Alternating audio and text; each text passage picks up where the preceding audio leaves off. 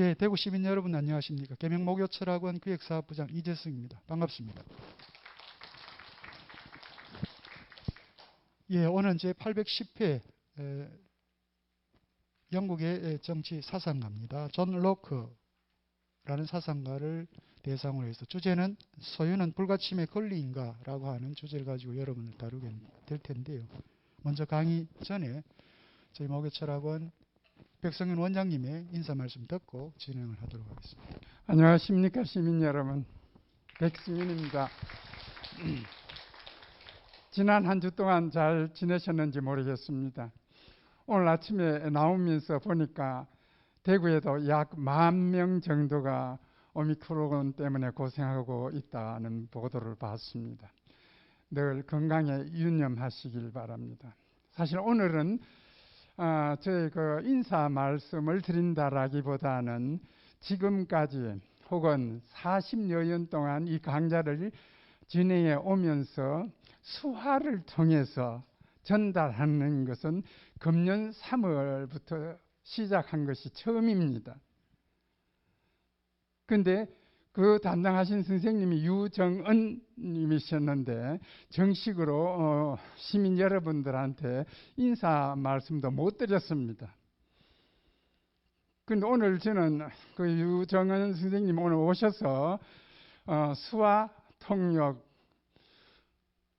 대해서 본인에 관계되는 것 또 일반적인 내용으로 조금 설명을 해 주실 줄 알았는데 또 불행히도 오늘 그렇게 편찮으시다고 그럽니다. 그래서 오늘 대신 이제 오늘 나오셨습니다만은 오늘 여기까지 왕림해 주셔서 고맙고요. 예, 어쨌든 다음 시간에 우리 유정은 선생님이 여기 오시면 좀 수화에 대해서 좀 더 자세한 내용을 듣기로 하겠습니다. 방금 이재승 교수님께서 좀 포괄적으로 말씀해 주셨는데 이 존 로크의 사상, 영국 경험론자들 중에 한 분입니다. 제일 업적을 이룩한 철학자라고도 할 수 있지요. 이분의 주장 한마디로 표현하면 감성 속에 존재하지 않은 것은 이성 속에도 없다. 여전히 사람 생각보다는 경험이 더 중요하다 하는 아주 전형적인 그런 표현인 것 같습니다. 그것을 오늘 우리 김성우 교수님이 이 정치 혹은 경제적인 사실 통해서 좀 더 자세하게 밝혀주시리라 믿습니다. 경청하시고 좋은 질문도 함께 남겨주시길 바랍니다. 늘 건강하십시오. 고맙습니다. 예, 고맙습니다. 오늘 제810회 소유는 불가침의 권리인가 라는 주제를 가지고 여러분들에게 강연해 주실 김성우 교수님을 여러분들이 간단하게 소개를 드리겠습니다. 서울 건국대학교 철학과를 졸업하시고요. 동대학원에서 박사학위를 취득하셨습니다. 이 시대와 철학 웹진의 편집위원장을 맡고 계시고요. 또 올인 고전학당 연구소장을 지금 역임하고 계십니다. 현재는 강원도에 있는 상지대학교 교양학부 교수로 재직 중이십니다. 로크의 정부론, 권력의 기원을 찾다라고 하는 책을 작년에 출판하셨고요. 동해의 20살에 만난 철학 멘토 번역서입니다. 그리고 장자의 눈으로 푸코를 읽다. 미친 세상을 비웃는 미친 철학자 번역 역서입니다. 그리고 다시 쓰는 서양 근대 철학사 공저하셨고요. 자유주의는 윤리적인가라고 하는 번역서를 또 갖고 계십니다. 제4회 소송학술상 수상을 하셨고요. 청춘의 고전과 18을 위한 철학 캠프라고 하는 책은 문화관광부 우수교양도서로도 선정되기도 했습니다. 오늘 제810회 소유는 불가침의 권리인가 라고 하는 주제를 가지고 강연해 주실 김성우 교수님을 연단에 모시겠습니다. 큰 환영의 박수 부탁드립니다. 안녕하세요. 네, 김성우라고 합니다.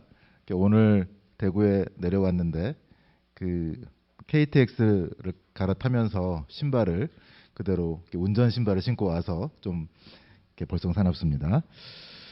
그 이렇게 구두로 갈아 신었어야 되는데 깜빡했나 봅니다. 그만큼 오늘 날씨가 너무 좋고요. 또 대구에서 여러 이렇게 지식에 목마르신 분들과 함께 그 존 로크에 대해서 이야기를 할 수 있게 되어서 매우 반갑게 생각합니다. 저는 이 존 로크의 사상을 어떻게 이해할 건가? 사실 그 영국 경험론은 저에게 그다지 매력적인 사상이 아니었어요. 그리고 별로 관심도 없었습니다. 저는 그 독일 관념론, 그 다음에 그 이후에 그 마르크스의 유물론 이쪽에 관심이 많고 원래 존재론과 변증법을 주로 연구하는 사람이기 때문에 사실 이 로크는 전혀 연구의 대상이 아니었는데 그 이 박사학위를 쓸 때가 해필이면 우리나라가 IMF의 그 위기에 봉착했던 시기였습니다.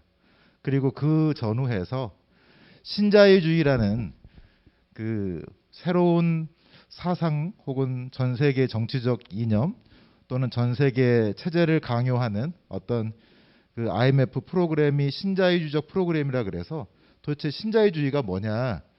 그러니까 이거를 연구하려고 보니까 신자유주의는 존 로크의 자유주의를 그대로 복원하려고 하는 사상이다라고 하는 것에 이르게 되었고, 그래서 존 로크를 중심으로 이렇게 학위를 쓸 수밖에 없었습니다.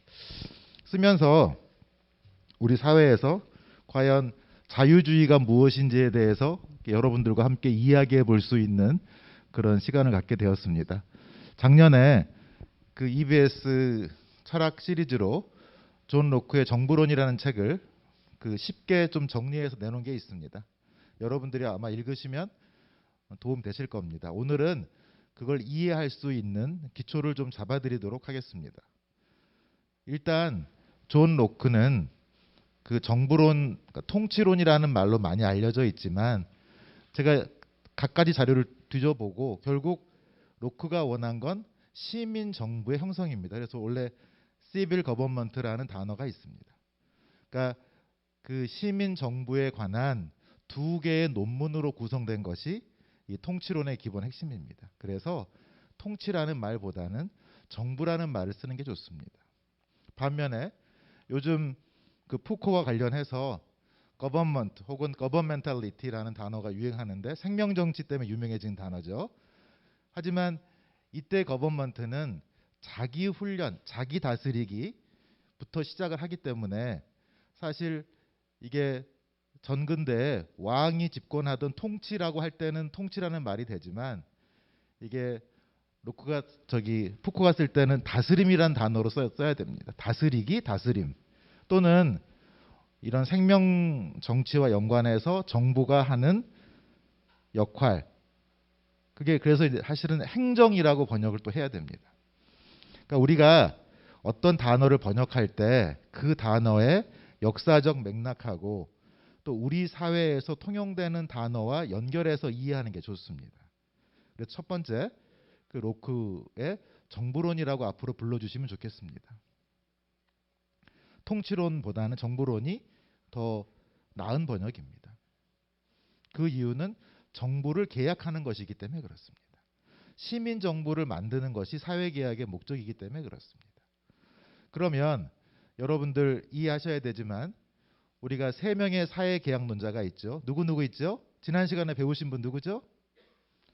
홉스가 있죠. 홉스는 지난 시간에 배웠겠지만 사실 자연 상태라고 하는 것은 실제로 존재하지는 않는 상태입니다. 논리적인 가설입니다. 로크도 약간 애매한 부분이 있어요. 그러니까 그 뒤에 많은 학자들이 비판하는 건 자연 상태라는 건 존재하지 않았다. 뭐 유발 하라리의 사피엔스에 보더라도 자연 상태 없습니다. 자연 상태는 논리적으로 사회를 구성하기 이전에 그 사회를 구성하는 부품들. 그러니까 홉스의 세계관은 기계론적 세계관이에요. 그러니까 그 당시 홉스는 새로운 유물론자로서 원자론에 심취했던 분입니다. 한마디로 이 우주는 원자라는 가장 기본 단위로 모든 게 구성되어 있고 따라서 물체나 인간이나 똑같이 물체라는 점에서는 동일해요. 그래서 홉스의 철학은 물체론으로부터 출발합니다. 그 물체론 중에서 자기 스스로를 보존하려는 코나투스를 갖고 있는 존재가 뭐냐? 그게 바로 인간이죠. 그래서 인간은 이기적이다는 말은 자기 보존의 힘으로 움직인다 이런 뜻입니다. 그러니까 물체라고 봐야 됩니다. 그럼 마치 원자가 뭉쳐서 물체가 되듯이 개인들이 뭉쳐서 혹은 정부를 만든다는 뜻입니다. 그러니까 사회계약론에서의 사회는 사회가 아닙니다, 여러분. 이 시민사회와 국가가 구분되는 건 헤겔의 법철학 이후부터입니다. 그러니까 그 전까지는 국가와 사회가 구분되지 않아요. 여러분들이 잘 읽으셔야 됩니다. 자, 사회계약론이지만 사회계약론이 아니라 그때의 사회는 정치 공동체를 의미하는 거다. 그런 점에 있어서 시민 정부를 세우는 거다. 이렇게 보시면 됩니다. 그러니까 여러분들이 벌써 이제 오해할 몇 가지 단어를 제가 알려드렸죠. 첫 번째로 통치가 아니라 정부를 만드는 거기 때문에 정부론이다. 그것도 시민정부론이다. 로크의 책 이름은. 시민정부에 관한 두 가지 논문이 원래 제목입니다.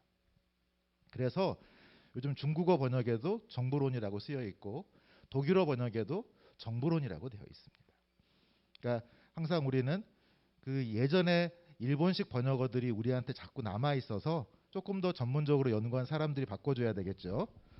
두 번째로 자연 상태라고 하는 것은 논리적인 가설이지 그것이 역사적으로 존재했는지는 아직 검증된 바가 없습니다.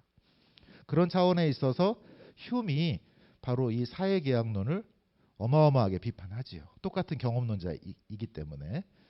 흉은 경험으로 검증되지 않은 것을 모든 걸 회의하는 철학자라서 좀 더 날카롭게 이 자연 상태라는 걸 비판하고, 칸트와 이 헤겔에 이르게 되면 이 자연 상태라고 하는 것은 거꾸로 국가로부터 뺀 상태다.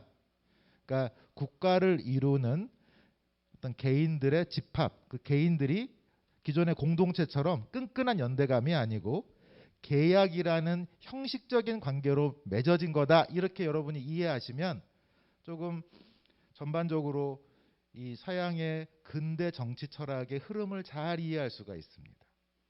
그러니까 서양의 흐름을 이해하려면 일단 그 홉스의 청교도 혁명 시기부터 이해해야 됩니다. 한마디로 절대 왕정에 대한 그 의회 또 시민들의 봉기죠. 그런 차원에 있어서 그 홉스는 놀래서 아, 이렇게 살다간 다 죽겠구나. 그래서 홉스가 외친 게 안전과 평화를 위해서 우리가 강력한 통치권자를 모실 필요가 있다. 그게 이제 홉스가 말하는 사회계약론이에요. 그래서 홉스의 사회계약론은 기본적으로 복종계약입니다. 무슨 뜻이냐? 안전을 위해서 우리가 자유를 양도줘야 한다 이런 뜻입니다. 계약이라는 건 주고받는 거잖아요. 양도하고 양수하는 거죠. 양도는 주는 거고 양수는 받는 겁니다. give and take죠. 그럼 뭘 줘요? 우리의 개인의 자유를 주는 겁니다. 그럼 뭘 받아요? 안전과 평화를 받는 겁니다. 따라서 앞으로 여러분들이 이해하셔야 될 건 이 홉스의 이 사회계약론은 절대주의로부터 벗어나는 과정이지만 아직 절대주의의 영향력에 남아 있습니다. 그러니까 홉스는 자유주의로 가는 모든 문을 열었지만 마지막에 자유주의로 넘어가질 않아요. 하지만 홉스가 자유주의로 넘어가는 모든 장치를, 논리적 장치들을 개발한 건 사실입니다.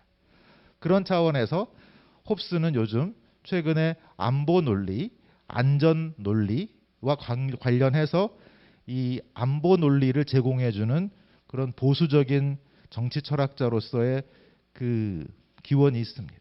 그러니까 여러분들이 우리가 보통 보수라고 하면 크게 보면 두 가지죠.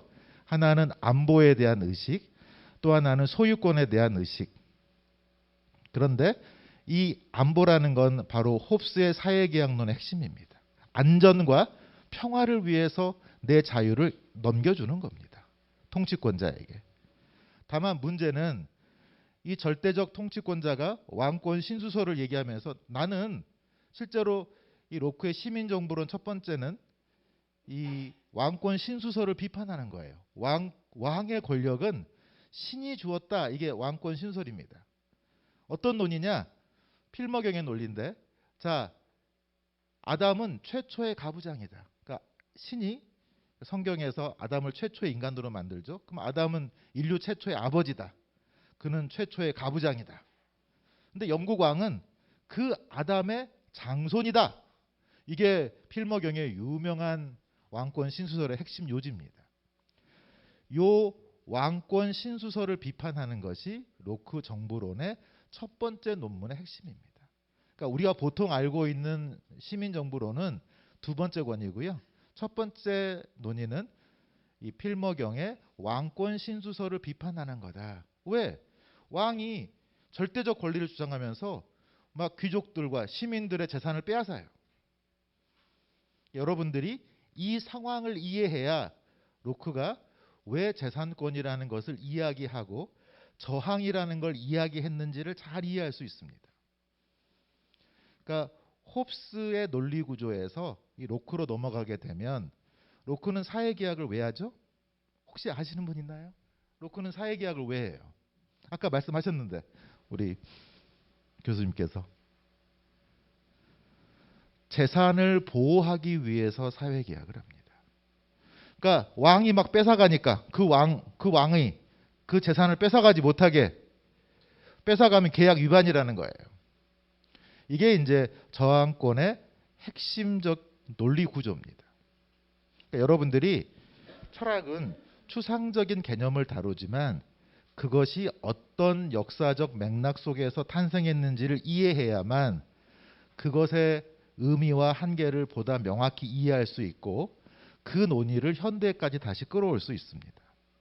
그러니까 제가 말씀드리고자 하는 건 우리는 너무나 모든 걸 혼동해서 생각하기 쉬워요. 하지만 로크가 말하는 재산이라는 개념은 좀 더 광범위합니다. 우리가 말하는 부동산 소유권, 이건 로크는 자산이라고 얘기했습니다. 그러면 재산이라는 것에 포함되는 크게 보면 생명도 나의 재산입니다. 생명도 나의 것입니다. 두 번째로 내 몸, 인신이라 그러죠. 내 몸도 나의 것입니다. 그러니까 함부로 왕이 나를 가둘 수가 없는 겁니다. 그 다음에 나의 자산도 내 것입니다. 이렇게 얘기함으로써 절대 왕정을 부수고 명예혁명과 관련된 하나의 기본적인 담론을 제공하는 것이 이 로크의 기본적인 정치 철학의 출발점입니다. 그러니까 여러분들이 근대 정치를 이해하려면 첫 번째, 절대주의, 짐이 국가다라고 하는 이 절대주의 사상이 있습니다. 이거 첫 번째입니다. 두 번째는 이거와 관련해서 사회계약론이 나옵니다. 이때 사회는 뭐라고요? 시민사회가 아니라 정치사회란 뜻입니다. 그러니까 오늘날에는 시민사회와 국가가 구분되지만 이 헤겔 법철학 이전으로 올라가면 구분되지 않습니다. 따라서 헤겔 법철학에 가서야 가족, 시민사회, 국가라는 명확한 개념이 정립이 됩니다. 그러니까 시민사회와 국가가 다른 거죠. 오늘날에는 시민사회가 또 분화되어 있습니다. 오늘날에는 NGO 같은 시민운동가들, 또 뭐 촛불시민 같은 시민들, 또 여러 가지 또 이렇게 할아버지 할머니들이 모이시는 또 시민단체 운동들, 이런 게 전부 다 뭐예요, 여러분? 시민사회입니다. 반면에 이제 20세기에 들어오면 기업이라고 하는 새로운, 그러니까 19세기부터 등장하기 시작하는데 기원은 18세기죠. 기업이 등장합니다. 따라서 이 기업들의 활동들이 점차로 이제 번영하기 시작하기 때문에 이 시민사회와 다른 기업의 영역, 그래서 이걸 이제 우리가 시장의 영역, 서로 물건을 사고 파는 거죠. 그래서 여러분들이 오늘날 사회 구조를 이해하려면 맨 밑에 가족이 있겠죠. 가족, 그 다음에 시민사회와 시장, 그리고 그 위에 국가입니다. 그래서 보통 이제 가족은 이제 사회적인 요소라기보다는 기본 생존 단위이기 때문에 우리가 어떤 사회 문제를 얘기할 때는 국가, 시민사회, 시장 이렇게 세 가지를 얘기합니다. 그러니까 여러분들이 오늘날의 이 사회 문제를 얘기할 때 그래서 어때요? 오늘날에는 국가와 시민사회와 시장이 서로 견제장치를 두고 있는 거죠. 그래서 어느 한쪽이 세지면 다른 쪽이 견제하는 그런 장치가 이 현대 정치 체제의 핵심입니다. 그렇지만 이 헤겔에서는 아직 이 시민사회가 약간 시장의 의미가 더 강해요. 그러니까 그러니까 오늘날 우리가 보통 마르크스가 말하는 부르조아 사회, 그게 바로 시장 경제죠. 그래서 시민사회라는 단어는 조금 더 뒤에 오늘날 같은 의미로 쓰이기 때문에 여러분들이 헤겔과 마르크스를 읽을 때 시민사회는 시장 경제로 읽으면 좋습니다. 그러니까 이렇게 단어가 역사적으로 변천이 됩니다. 그러니까 사회계약은 사회계약이 아니죠. 정부계약입니다. 이때 사회는 정치사회란 뜻입니다. 그러니까 정치적 사회를 만들어내는 그래서 그거를 통치하는 정부라는 이 권력기관을 만드는 겁니다. 그런 차원에서 여러분들이 그 개념들의 차이점들을 잘 이해하셔야 됩니다. 자, 그럼 다시 가면 자, 절대주의가 있었고 이제 그 다음에 사회계약론이 있습니다. 근데 사회계약론의 세 사람은 매우 명확한 이 특징이 있어요. 첫 번째 홉스는 아까 유물론자라 그랬죠. 자, 개인들이 원자들이 모여서 물체가 되듯이 개인들이 모여서 정부를 만드는 겁니다. 그러니까 홉스의 리바이어던에 보게 되면 표지 그림이 그래요. 왕이 갑옷을 입고 있는데 그 갑옷이 다 시민들이에요. 시민들이 모여서 갑옷을 만드는 거예요. 그게 무슨 소리예요? 시민들의 사회 계약으로 이 정부가 만들어진다. 왕의 권력이 주어진다는 것을 의미하는 겁니다. 그래서 이 홉스의 의미는 이 왕의 권력, 정치 권력이라고 하는 게 하늘로부터 우리는 천손의 자손이야. 이게 광개토 대항비에 쓰여 있죠. 또 중국의 천자. 우리는 하늘의 아들이야. 또는 뭐 백두혈통 같은. 그러니까 뭔가 이게 그 통치권을 민주적으로 획득하지 못한 사람들한테는 항상 통치권에 대한 정당성의 그 정당화를 할 필요가 있겠죠. 그래서 나온 개념이 바로 왕권 신수설입니다. 여기까지 하면 좀 이해되시나요? 자, 그렇다면 이 왕권 신수설에 있어서 이 왕의 권력, 그러니까 신의 뜻이 아니라 시민의 뜻으로 권력이 생겨난다. 더 정확히 말하면 시민들의 자발적 합의로 그 합의가 평화를 위한 거든 재산 보호를 위한 거든 이것이 홉스와 로크의 기본적인 생각입니다. 다만 홉스와 로크의 차이는 홉스는 청교도 혁명을 겪으면서 너무 목숨이 위태로웠어요. 너무 자유로우면 모든 사람의 생존이 위험해.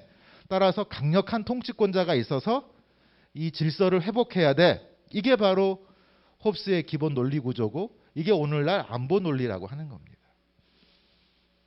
그러니까 트럼프가 많이 사용하는 논리죠. 안보 논리. 이게 바로 홉스로부터 기원합니다. 반면에 로크는 그래도 왕이 우리의 재산을 뺏어가면 안 되지. 우리 인신을, 우리 몸을 함부로 구속하면 안 되지. 이게 바로 로크의 사회계약론입니다. 그래서 로크는 재산을 위해서, 재산 보호를 위해서 사회계약을 합니다. 이때 재산이라는 건 그냥 넓은 개념이라 그랬죠. 생명, 내 몸, 그 다음에 나의 자산. 그러니까 우리가 보통 재산이라 말할 때는 그 로크는 자산이란 말 씁니다. 이스테이트. 이렇게 보면 여러분들이 조금 이해되시죠?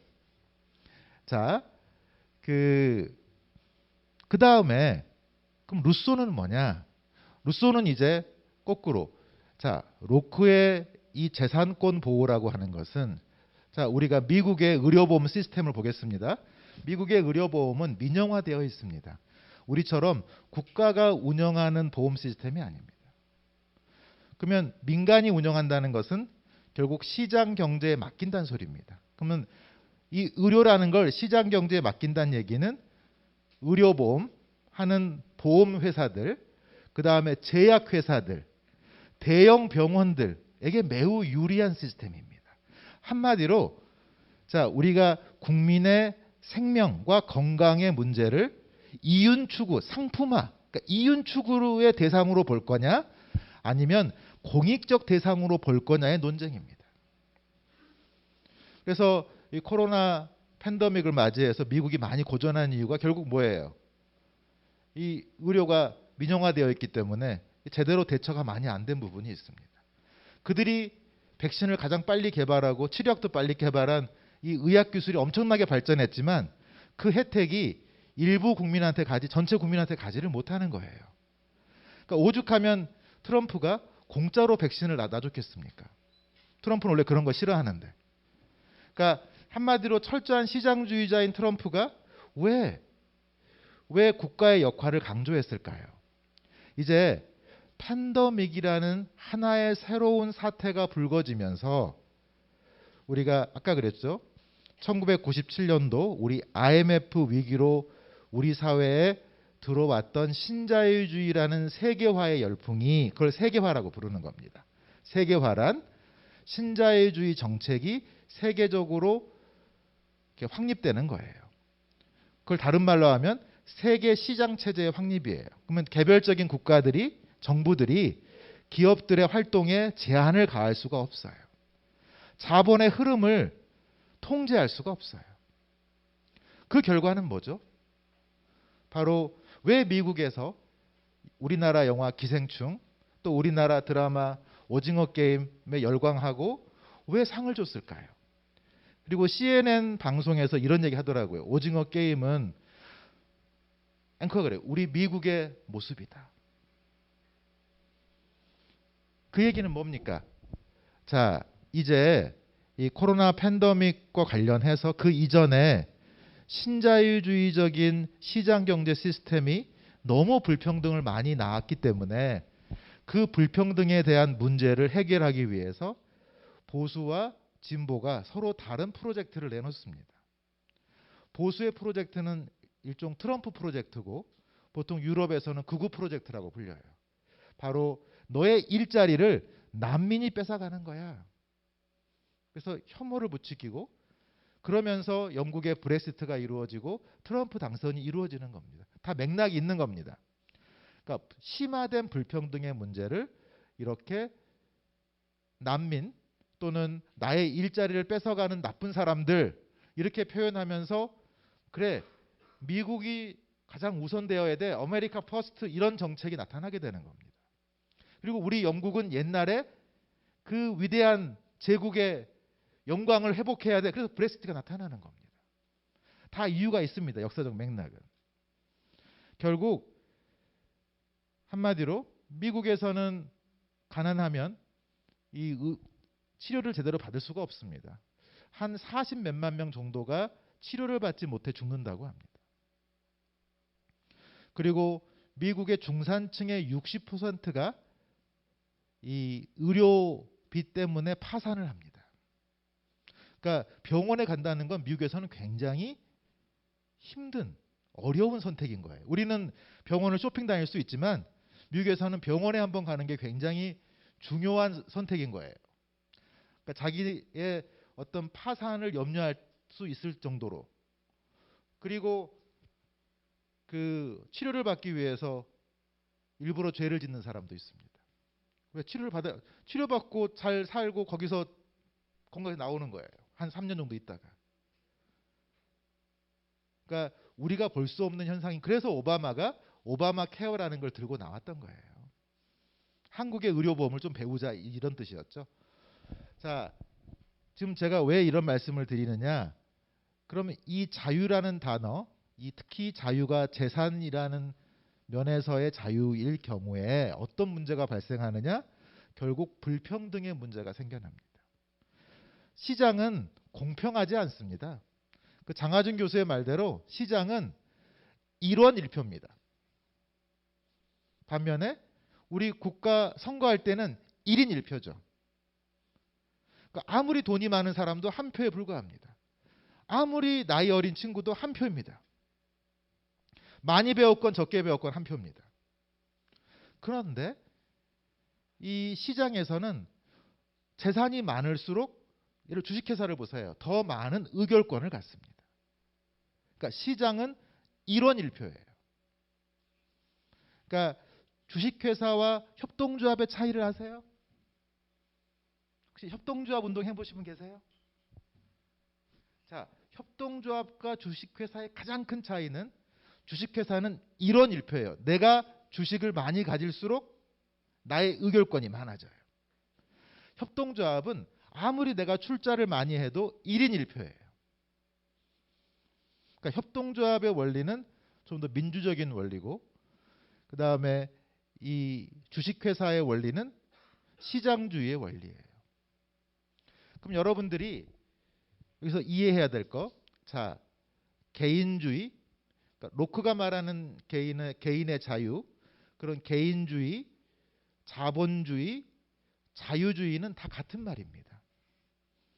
자, 개인주의는 사회를 구성하는 기본단이에요.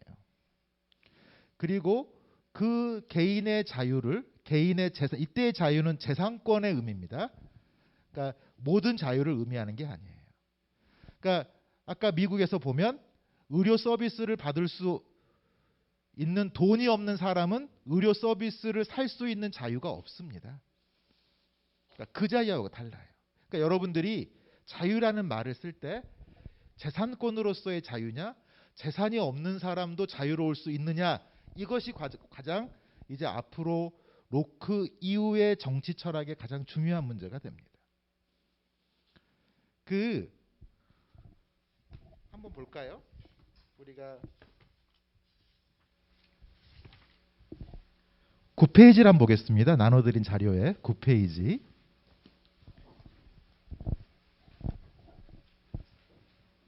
그 장자크 루소의 사회계약론 나오죠.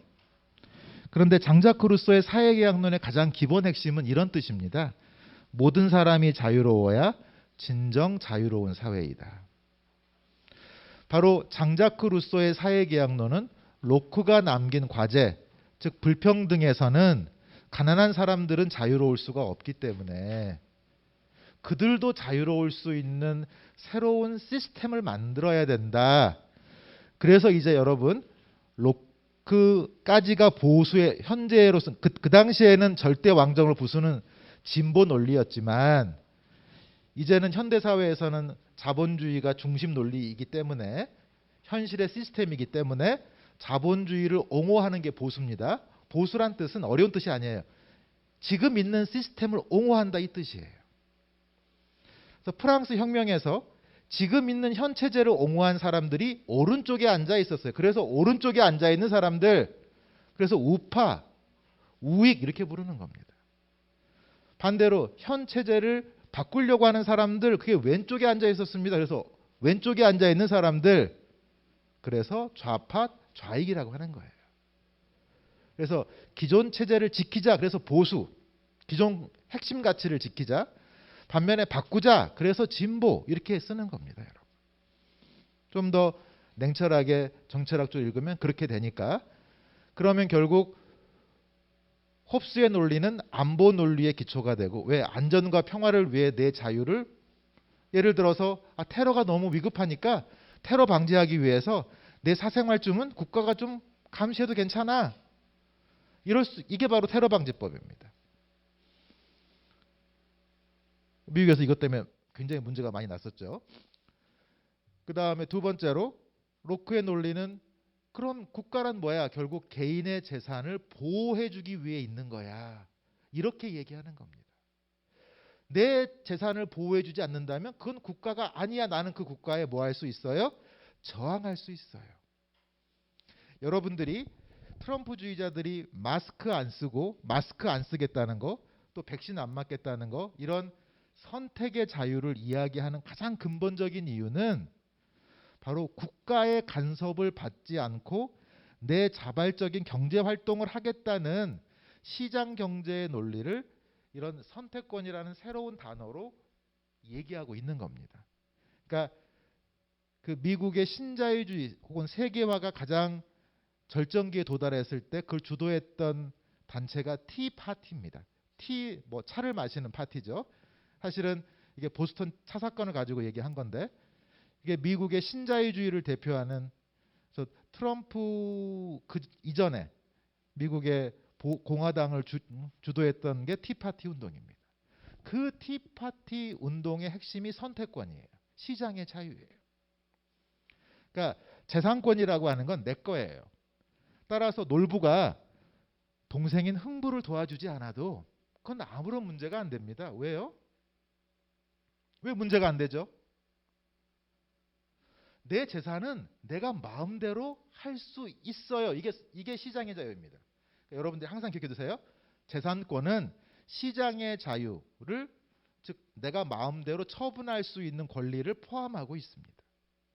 그래서 이 재산권으로부터 시장의 자유가 포괄적으로 이렇게 유지되는, 그래서 재산의 자유, 시장의 자유는 거의 같은 말로 보시면 됩니다. 그러니까 시장의 자유는 그 거래할 수 있는 자유고 재산의 자유는 그걸 소유할 수 있는 자유이긴 하지만 소유하고 있어야 거래할 수 있겠죠, 여러분. 그래서 줄이면 자유입니다. 그러니까 여러분들이 로크가 말한 자유는 소유의 자유, 시장의 자유야. 그럼 루소가 말하는 자유는 반대입니다. 소유가 없는 사람도, 재산이 없는 사람도, 아주 가난한 사람도, 그들도 자유로워야 돼.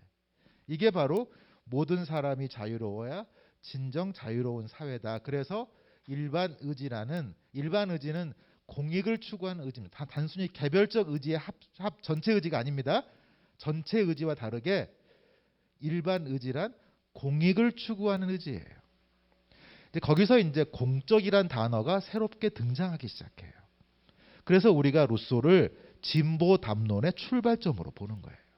그러니까 여러분들이 이 사회계약론이 매력적인 이유는 사회계약론 안엔 오늘날 우리의 보수, 진보, 중도, 기본 논리가 다 들어가 있어요. 그래서 홉스는 안보 논리, 그다음에 로크는 시장 논리, 그리고 루소는 진보 논리, 이렇게 생각하시면 됩니다. 그럼 하나만 더 보겠습니다. 10페이지 펴주시기 바랍니다. 10페이지를 보시면 그 칼 마르크스의 자본론, 이제 이런 루소의 생각들을 칸트를 거치고 헤겔을 거치면서 점차로 다듬어지면서 결국 이제 마르크스에 와서 집대성이 됩니다. 마르크스가 얘기하는 공산주의란 자유로운 개인들의 기반을 둔 자유로운 연합이에요. 마르크스는 공산주의의 정의에 평등이란 단어를 쓴 적이 없습니다. 지금 여러분들이 잘 이해하셔야 됩니다. 루소도 마르크스도 자유라는 말을 쓰지 평등이란 말을 쓰는 게 아닙니다. 그러니까 자유와 평등은 부부예요. 그러니까 어떤 자유와 어떤 자유가 함께 가는 겁니다. 시장의 자유는 어떤 평등 가치가, 시장의 자유는 모든 사람이 동등한 위치에서 거래할 자유예요. 예를 들어 샤일록이 베니스 상인에서 내가 돈을 빌려줄 테니 너는 못 갚으면 살 1파운드를 다오. 자, 이 계약에 있어서 논란은 많이 있지만 그 당시에 이 계약이 합법적인 이유는 왜예요? 두 당사자가 누가 협박을 하거나 그런 것이 아니라 자발적인 계약을 통해서 맺은 거예요. 그렇기 때문에 자발적으로 동등한 위치에서 계약한다. 그 동등한 위치, 이게 바로 뭐예요, 여러분? 누구나 똑같은 기회를 가자. 누구나 똑같은 동등한 지위에서 거래할 수 있어. 이게 바로 그 기회의 평등입니다. 그렇기 때문에 이 로크의 이런 소유의 자유, 시장의 자유는 기회의 평등이라는 것에 기반을 두고 있어요. 그러니까 모든 사람이 동등한 위치에 쓴다는 뜻입니다. 다만 그 동등한 위치를 어떻게 보느냐에 따라서 이제 보수와 진보가 달라요. 동등한 위치를 예를 들어 돈에 상관없이 동등해.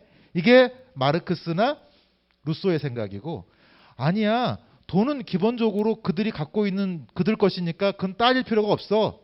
그냥 기회만 동등하면 돼. 예를 들어서 재벌의 자녀나 노숙자의 자녀나 똑같이 대학에 갈 기회가 우리나라에겐 있잖아. 이게 기회의 평등이에요. 반면에 이 마르크스나 이 루소나 이제 그 다음에 이제 존 롤스의 정의론. 존 롤스는 이제 중도 자유주의자죠. 그러니까 진보와 보수를 이렇게 섞어놓은. 그래서 공정이라는 정의를 최초로 외치신 분이죠. 앞으로 공정하면 누구를 얘기해야 돼요? 존 롤스를 얘기해야죠. 자, 11페이지를 펴보세요. 11페이지를 펴보시면 존 롤스의 정의론, 공정은 뭐라고 나오죠, 여러분? 능력주의, 기회의 평등이 아니라 가장 그 사회에서 혜택을 못 보는 사람들에 대한 보호다. 이게 공정의 의미입니다. 그러니까 롤스가 말한 공정은 기본적으로 실질적인 사회적 약자들을 보호하는 게 공정하다고 보는 거예요. 그런 점에서는 비정규직 제도 공정하지가 않죠. 그러니까 여러분들이 여기서 조금 이제 오늘 발상의 전환을 좀 해보세요. 그러니까 하도 언론에서 이것저것 얘기들이 많이 나오기 때문에 도대체 다 헷갈려요. 뭐가 뭔지 몰라요. 근데 오늘 조금만 잡아드릴게요. 자, 보수와 진보라는 개념은 똑같이 자유를 사용한다. 똑같이 평등을 사용한다. 다만 그 말의 뜻이 다르다.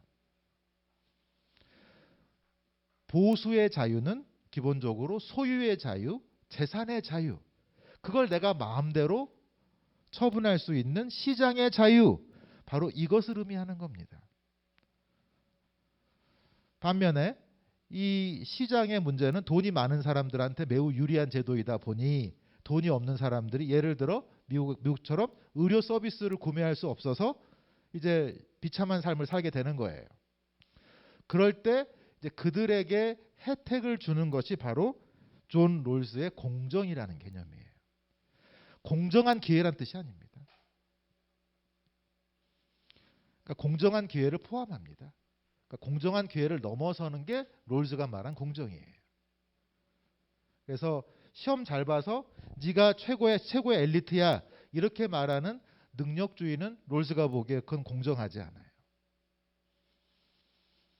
그게 이제 마이클 샌델 교수도 요즘 공정하다는 착각이라는 책에서 왜 미국의 능력주의가 엘리트들의 세습주의로 변질되고 그러니까 미국의 아이비 스쿨들 나온 친구들이 왜 미국의 부를 장악하는지 세습을 통해서 그걸 고발한 책이 바로 공정하다는 착각이라는 책이에요. 그러니까 그 하버드 대학 교수들 존 롤스나 왜 마이클 샌델이 자기들은 가장 우수한 하버드 학생들을 가르치면서 가장 능력이 뛰어난 학생들을 가르치면서 거꾸로 능력주의야말로 미국 사회를 망치고 있는 거야 이렇게 얘기하는 이유는 능력주의는 엘리트들한테만 매우 유리한 정책이기 때문에 그렇습니다. 그러니까 최소 사회적 약자들을 보호해주지 않는 정책이란 뜻이에요. 자, 그래서 여러분들이 이제 그 보수와 진보는 자유와 평등으로 싸운다. 이건 정말 평면적인 논리예요. 철학적이지 않아요. 너무 비철학적이에요. 그러니까 자유와 자유가 싸우는 겁니다. 다만 어떤 자유냐? 모든 사람이 자유로울 수 있어야 하느냐? 한마디로 1원 1표인 사회를 만들고 싶어요. 1인 1표인 사회를 만들고 싶어요. 이게 가장 핵심 포인트입니다. 그래서 우리나라의 정치 시스템을 자유민주주의라고 하는데 조금만 더 설명을 드리면 자유민주주의는 자유주의와 민주주의가 19세기의 존 스튜어트 밀에 의해서 집대성됩니다. 자유주의자들은 아니 우리가 돈도 많고 교육도 많이 받았는데 어떻게 공장에 있는 사람들하고 똑같이 선거를 해야 돼? 최소한 나한테는 3표, 4표를 줘야지. 이게 자유주의입니다. 원래. 민주주의는 무슨 소리야? 그래도 표는 똑같아야지. 그래서 자유주의와 민주주의는 서로 긴장관계에 있습니다. 우리나라 헌법을 보게 되면 시장경제 시스템 얘기합니다. 동시에 경제민주화를 얘기합니다. 그건 뭐겠습니까? 하나는 시장 경제, 자유주의적 요소가 강하죠. 반면에 그 시장 경제가 불러올 수 있는 불평등의 문제를 경제 민주화로 해결하자라고 되어 있기 때문에 이미 헌법 자체가 자유주의와 민주주의의 충돌로 되어 있어요. 그러니까 여러분들이 일단 민주주의란 말은 잘못된 번역어예요. 데모크라시는 정치 체제입니다. 이즘이 아닙니다. 그러니까 리버럴리즘, 소셜리즘 다 이즘이 들어가죠. 근데 데모크라시란 데모스, 대중이, 인민이 혹은 피플, 보통 사람들이 크라치아, 지배하다는 뜻입니다. 거기서 나온 말이 데모크라스입니다. 데모스 크라티아의 그 그리스 말에 이렇게 현대 영어가 된 거죠. 그러니까 민주 정치 체제라고 번역해야 정상적인데 이미 민주주의란 말을 워낙 많이 써왔기 때문에 그냥 민주주의로 쓰는 거예요.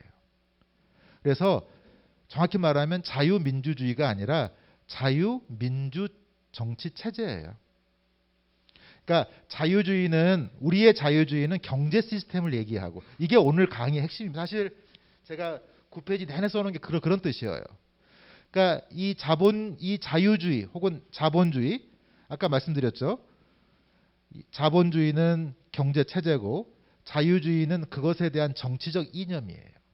그러니까 우리가 정치라고 부를 때는 자유주의라고 쓰고, 경제라고 부를 때는 자본주의라고 쓰고, 또 사회 문제를 다룰 때는 개인주의라고 쓰는 거예요. 그러니까 여러분들이 똑같은 거를 다른 층에서 보는 거구나, 이렇게 얘기하면 됩니다. 그러니까 개인주의, 자본주의, 자유주의는 기본적으로 같은 뜻이다. 같은 걸 가리킨다. 다만 층이 다르다. 경제를 얘기할 때는 자유주의, 정치를 얘기할 때는 자유주의, 경제를 얘기할 때는 자본주의, 사회를 얘기할 때는 개인주의. 또 우리가 문화를 얘기할 때는 대중이라고 씁니다. 대중과 시민의 차이는 간단합니다. 대중은 소비자예요. 자신의 이익을 위해서 활동하는 사람들이에요. 그런데 시민은 아까 말한 일반 의지, 공적 의지를 지닌 주체, 그래서 시민사회, 시민운동 이렇게 부르는 겁니다.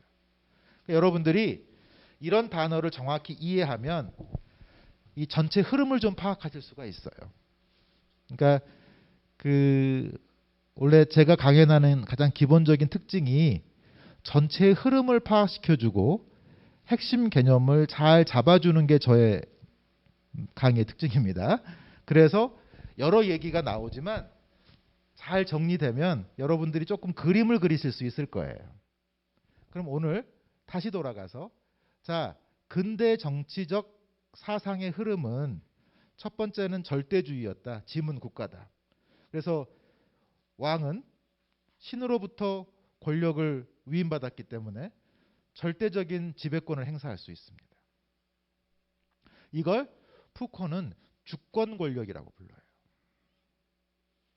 주권 권력은 너를 죽일 수도 있고 살릴 수도 있는 권리입니다. 생사 여탈권이라고 부르죠. 정확히 말하면 생살권이에요. 살리고 죽이는 권리.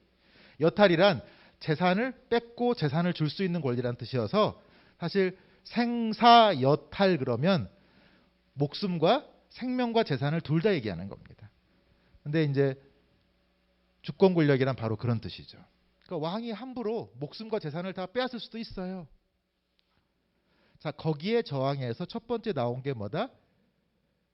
홉스의 타협. 홉스는 타협적인 철학자입니다. 그래서 기존의 왕권 사상과 새로운 시민 정부론을 합쳐서 이 왕한테 우리가 너에게 권한을 줬으니 그 권한을 우리를 보호해주고 평화롭게 살 수 있게 해주세요. 이게 홉스의 기본적인 사회계약론의 의미입니다. 그래서 홉스의 계약을 우리가 복종계약이라고 합니다. 무슨 계약이라고 해요? 복종. 왜냐하면 왕의 명령에 거부할 수가 없습니다.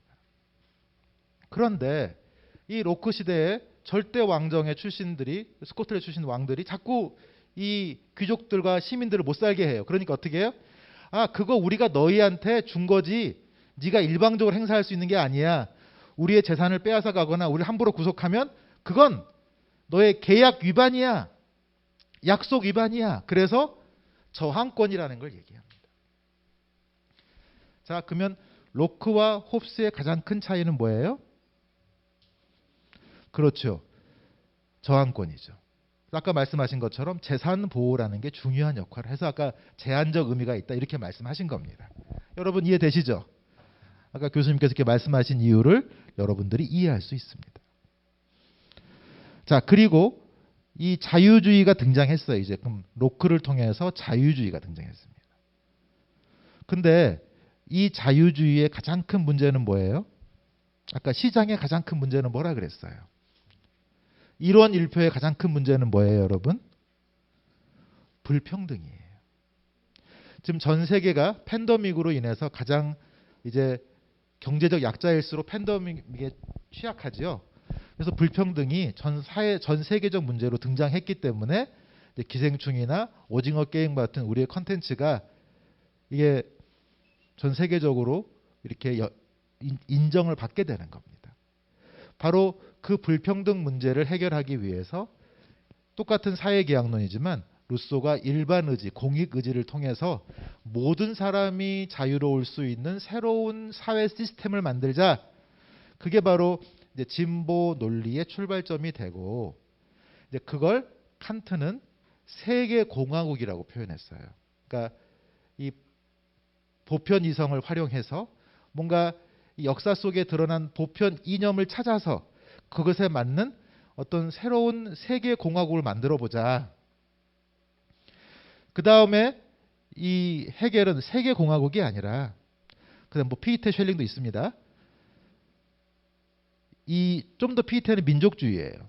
그 영향 받아서인지 헤겔은 국가를 통해서 이성 국가를 통해서 모든 사람이 자유로울 수 있어라는 새로운 이성 국가를 제시합니다.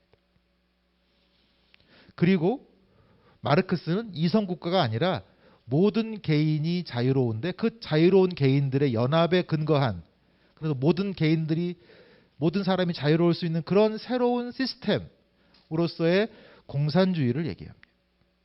그러니까 여러분들이 자 여기까지 이해해야 절대주의로부터 그 마르크스의 공산주의 이념까지 이해해야 사실은 여러분들이 전체 이 정치 철학사가 보일 겁니다.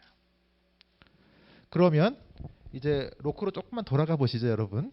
자, 그래도 한번 로크에 대한 이야기는 해드려야 되니까 관심이 있으신 분은 그 제가 쓴 그 로크 정보론 한번 보시면 좋겠고요.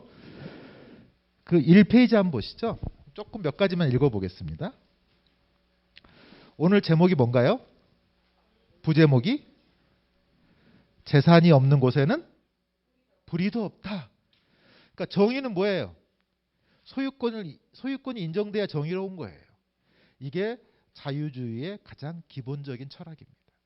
그래서 이제 불가침의 권리인가? 그러면 자, 로크는 경험론자예요.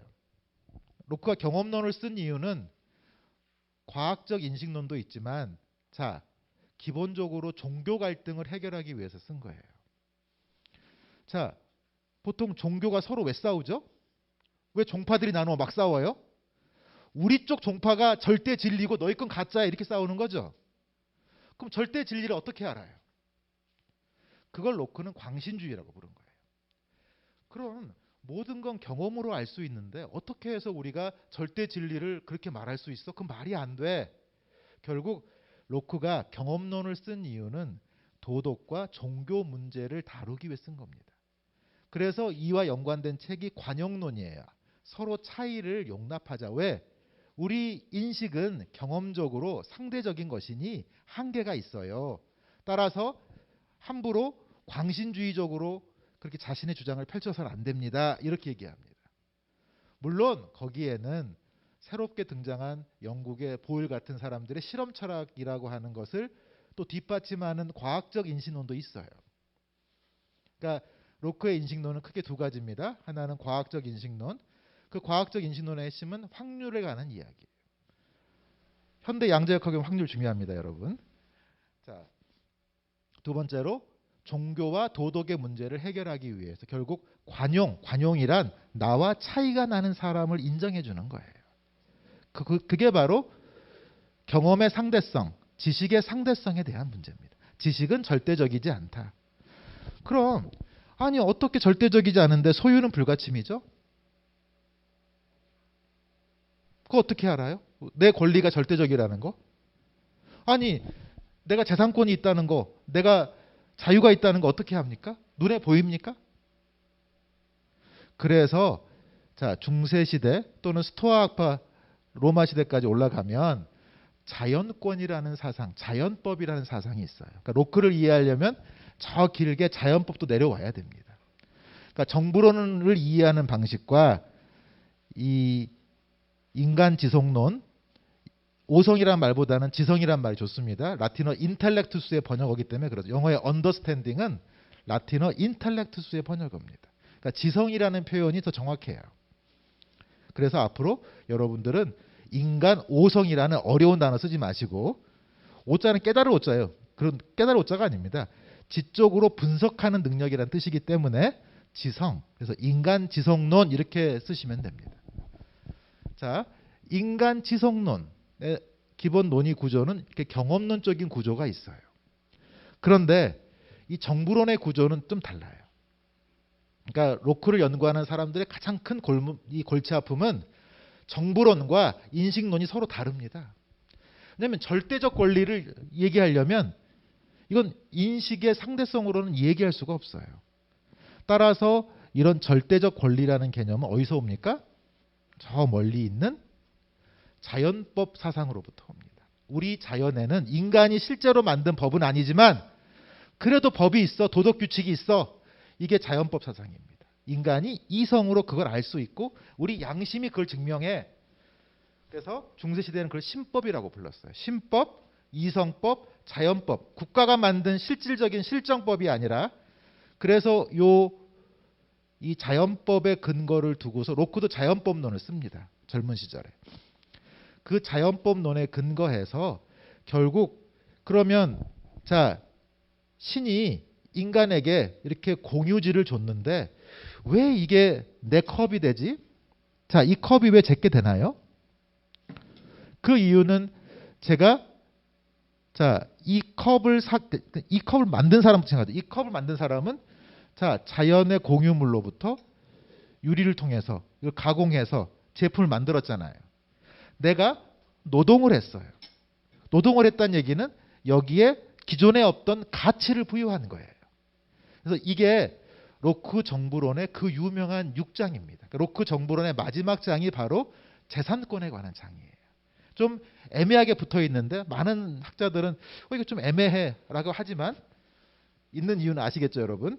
자, 이걸 노동 가치설이라 그래요. 노동을 통해서 가치가 생겨. 이걸 아담 스미스가 이어받아요. 그래서 아담 스미스는 중상주의자처럼 부라고 하는 것은 화폐가 아니야. 부라는 건 바로 생산하는 것에 있어 중농주의자를 본받습니다. 그러니까 여러분들 오늘날 보면 국민 총생산, GDP, GNP 이런 개념 쓰잖아요. 생산이라는 개념을 쓰지 화폐라는 개념을 쓰는 게 아니에요. 그게 바로 로크의 노동가치설을 누가? 아담 스미스가 이어받은 거예요.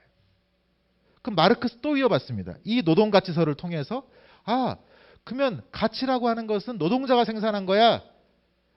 버스 기사들이 운전 안 해봐. 버스 회사가 어떻게 이윤을 남겨? 그럼 결국 버스 회사의 모든 이윤도 노동자가 만든 거야. 그게 잉여가치론입니다. 그래서 착취라는 새로운 개념이 등장합니다. 그러니까 여러분들이 마르크스의 사상이 그냥 나온 게 아니라 바로 로크 정부론 6장의 재산권 개념으로부터 시작을 해서 이렇게 아담 스미스의 국부론을 통해서 그리고 마르크스의 잉여가치론이 나오는 겁니다. 이렇게 이해하셔야 여러분들이 조금 개념들이 다 따로 놀지 않아요. 자, 그러면 이제 마무리할 때가 됐습니다. 여러분들 두 가지만 읽어보겠습니다. 자, 1페이지 그 세 번째 단락 보겠습니다. 고전적 자유주의자들. 고전적이란 말은 로크와 아담 스미스를 가리키는 말이죠. 또 그들을 추종하는 사람들을 의미하는 겁니다.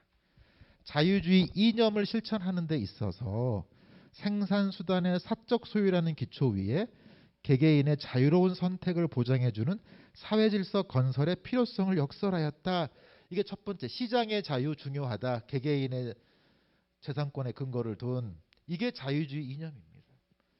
그럼 폰 미제스가 누구냐? 폰 미제스는 오스트리아 출신의 경제학자인데 또 정치학자이기도 하죠. 이분의 제자가 바로 그 유명한 신자유주의 철학 경제학을 대변하는 프리드리 하이에크의 스승입니다. 그러니까 여러분들이 알고 있는 시장 경제, 신자유주의란 말은 바로 오스트리아 학파로부터 출발하는 겁니다. 이걸 이제 미국화시킨 사람이 밀턴 프리드만이죠. 자, 그런데 그런 사회 질서를 건설함에 있어 경제적으로는 기업들의 자유로운 생산 활동을 보장하고 시장 기구를 통한 자원의 배분을 중시하는 자본주의 제도와, 그러면 시장만 있으면 되나요? 아니면 그 시장에서의 재산을 지켜줄 수 있는 어떤 정치 질서가 필요하나요? 그게 바로 민주주의죠. 그게 정치 시스템이죠. 그게 국가죠. 정치적으로는 국민의 기본 인권을 보장하는 입헌 대의 정치 체제를 확립하는 것이 필요하다. 따라서 시장 경제는, 여러분 적어놓으세요, 무정부주의가 아닙니다. 시장 경제는 최소 정부 혹은 작은 정부, 최소 국가라고도 하죠. 그러니까 정치 질서가 필요해요. 이게 그 자유주의 내에 있는 가장 긴장된 요소입니다, 여러분. 항상 시장은 국가가 보호해 줘야 됩니다. 근데 간섭하지는 말아야 돼요. 여기서 항상 갈등이 생깁니다, 여러분.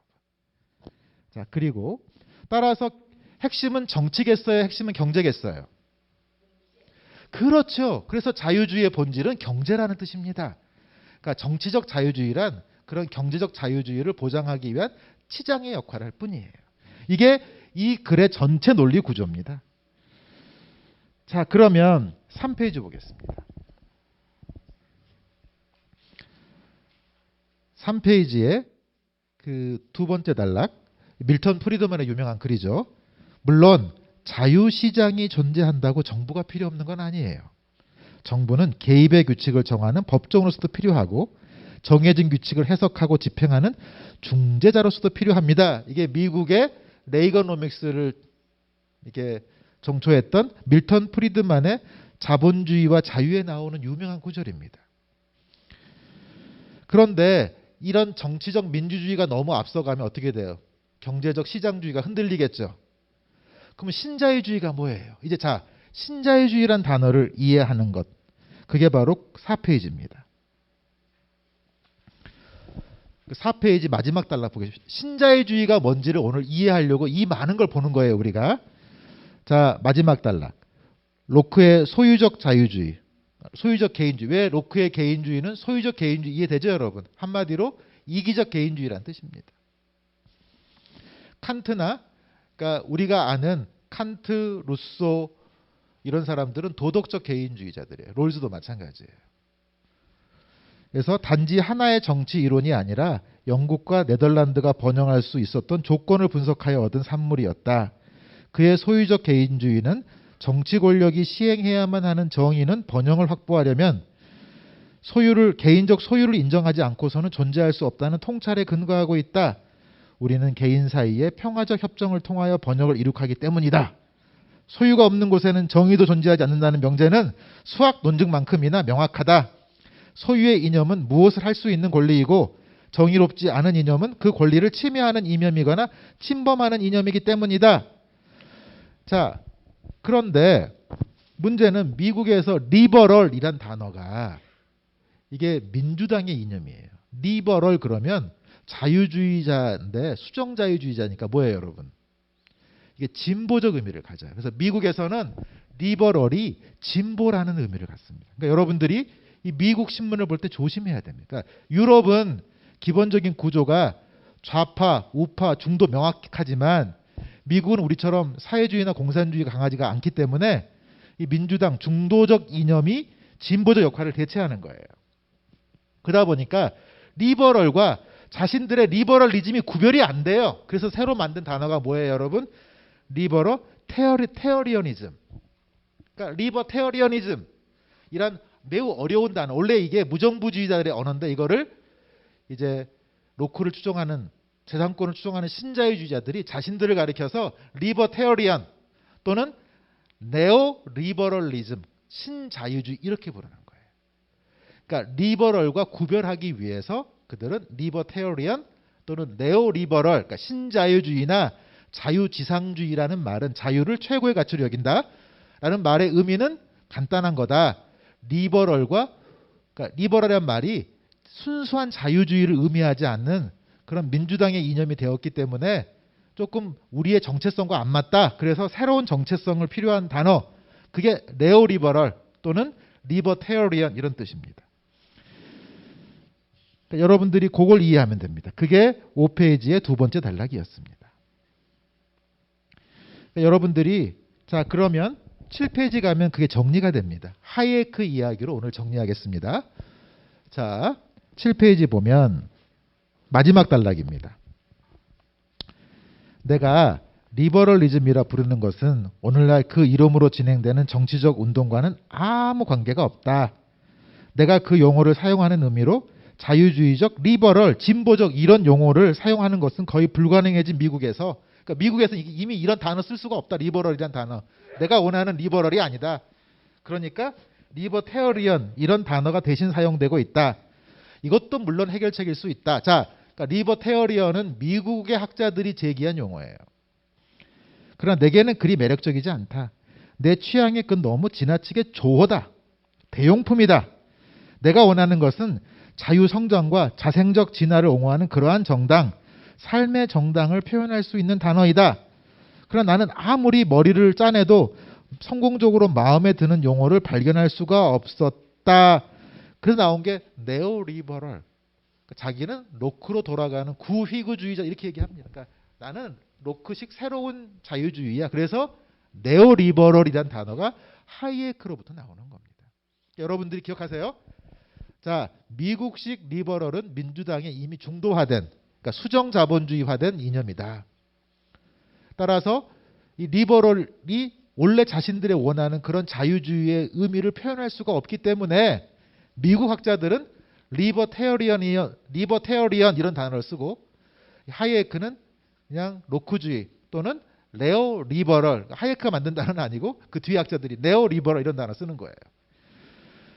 해서 그 마지막 단락 가보시면 휘구주의 창시자인 로크의 기본 강령은 자연권으로서의 사유재산권과 재산권의 보호장치로서의 국가이다. 이게 핵심입니다.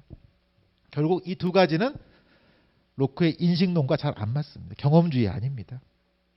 그래서 결국 로크는 재산권을 나중에 어떻게 얘기하냐면 신이 준 것으로 이해합니다.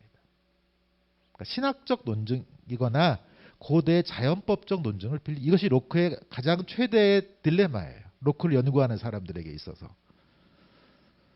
나중에 이제 이런 거를 좀 더 체계적으로 논증하는 사람이 칸트예요. 그러니까 여러분들이 그런 점에 있어서 로크도 결국 절대적 소유권이라는 개념을 신학적 개념으로밖에 또 기존의 자연권 이론으로밖에 해결할 수가 없었다. 본인의 인식론과 잘 맞지는 않는다. 이렇게 보시면 됩니다.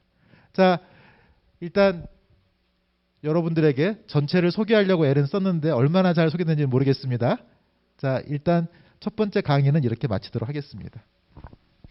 네, 고맙습니다. 예, 지금부터 토론 이어가도록 하겠습니다.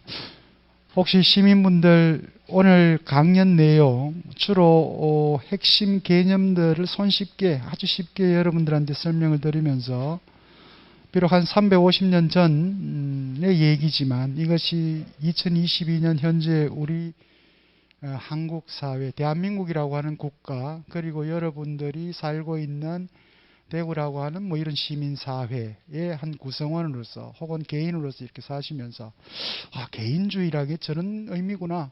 자유주의가 저런 역사 안에서 지금까지 우리에게 이렇게 전해져 왔구나. 글쎄 내가 이해했던 공산주의는 다 빨갱인데 저런 말이었구나 등등 여러 가지 이제 생각해 볼 수 있는 거리를 만들어 주셨는데, 사실은 오늘 이렇게 말씀해 주신 이 이즘이라고 하는 개인주의다, 자유주의다, 민족주의다, 공산주의다, 사회주의다 뭐 이런 것들은 대부분 19세기의 작품입니다. 그러니까 우리하고 그건 멀지 않죠. 그런데 이런 것들이 등장하게 된 그 가장 근원적인 배경은 바로 오늘 말씀하셨던 홉스, 로크, 루소입니다. 이제 홉스라든지 로크라든지 혹은 휴움 다 우리는 철학사 안에서는 경험론자 이렇게 얘기를 하고, 주로 이제 인식론적 차원에서 이 사람들이 뭐 모든 알문 지식은 경험에서 출발한다라고 하는 전통적인 철학사 아주 매우 고답적인 얘기들이죠. 그래서 교회 갈 때 제가 조금 더 의도를 뒀던 부분이 이런 얘기입니다. 이 사람들이 이런 철학적 사상을 그 시대에 펼치면서 그들의 사상들이 여전히 지금 현재 우리 사회에 우리가 살고 있는 이 틀을, 프레임을 짰던 사람들이기 때문에 바로 이제 이들을 통해서 지금 우리가 발을 딛고 살아가고 있는 이 현실 속에서 우리 자신을 어떻게 좀 더 제대로 살펴볼 수 있을 것인가 하는 그런 부분들이 이제 강연을 하게 되는 의미들입니다. 그래서 한번 여러분들도 그런 것들을 한번 여러분들이 발을 딛고 살아가고 있는 이 현실을 항상 놓치지 말고, 그 다음 이 사상가들이 그 시대에도 많은 사상가들이 있었겠죠. 그럼에도 불구하고 우리는 왜 하필 홉스나 로크나 이런 몇몇 사람들을 보겠습니까? 그만큼 그들의 사상이 우리 현대인에게도 아주 지대한 영향을 끼치고 있는 사상가들이라고 하는 것을 반증해 주는 부분들입니다. 저도 오늘 우리 김성우 교수님 강의를 들으면서 참 우리 시민 여러분들 위해서 아주 쉽게 개념 정리를 잘 해주신다라는 그런 생각을 했고요. 비록 역사적인 배경 이런 것들이 또 있긴 하지만 그럼에도 불구하고 이 자본주의라고 하는 이 시스템 속에서 살고 있는 여러분들에게 소위 말하는 경제적 자유주의라고 하는 것이 어떤 것인지도, 혹은 사회적 자유주의라고 하는 것이 어떤 것인지, 혹은 정치적 자유주의라고 하는 것이 어떤 것인지, 자유주의 개념 안에도 이렇게 많습니다. 어떻게 쓰느냐에 따라서. 그러니까 우리는 어떻게 보면 경제적 자유주의에 몰입해서 사는 그런 사람들이죠, 사실은. 그런 부분에서는 우리에게는 사회적 자유주의도 정치적 자유주의도 상당히 이제 이렇게 보완적으로 필요한데, 그런 것들도 함께 오늘 강연을 통해서 고민해보는 시간이었으면 좋겠습니다. 단 로크는 경제적 자유주의를 아주 이 근본적인 문제로 국가로부터 보호받아야 될 것이라고 주장했던 사람입니다.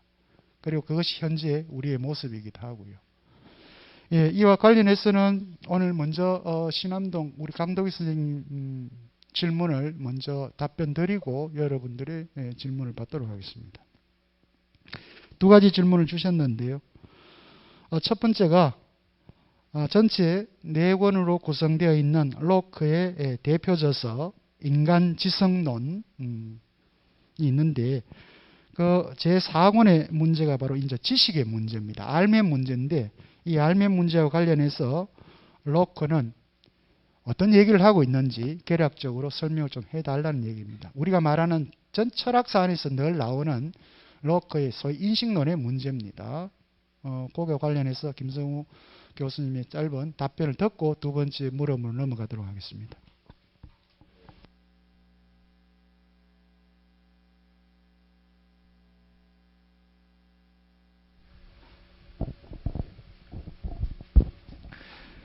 사실 피하고 싶은 질문입니다. 왜냐하면 그게 제 박사학위 논문 주제라서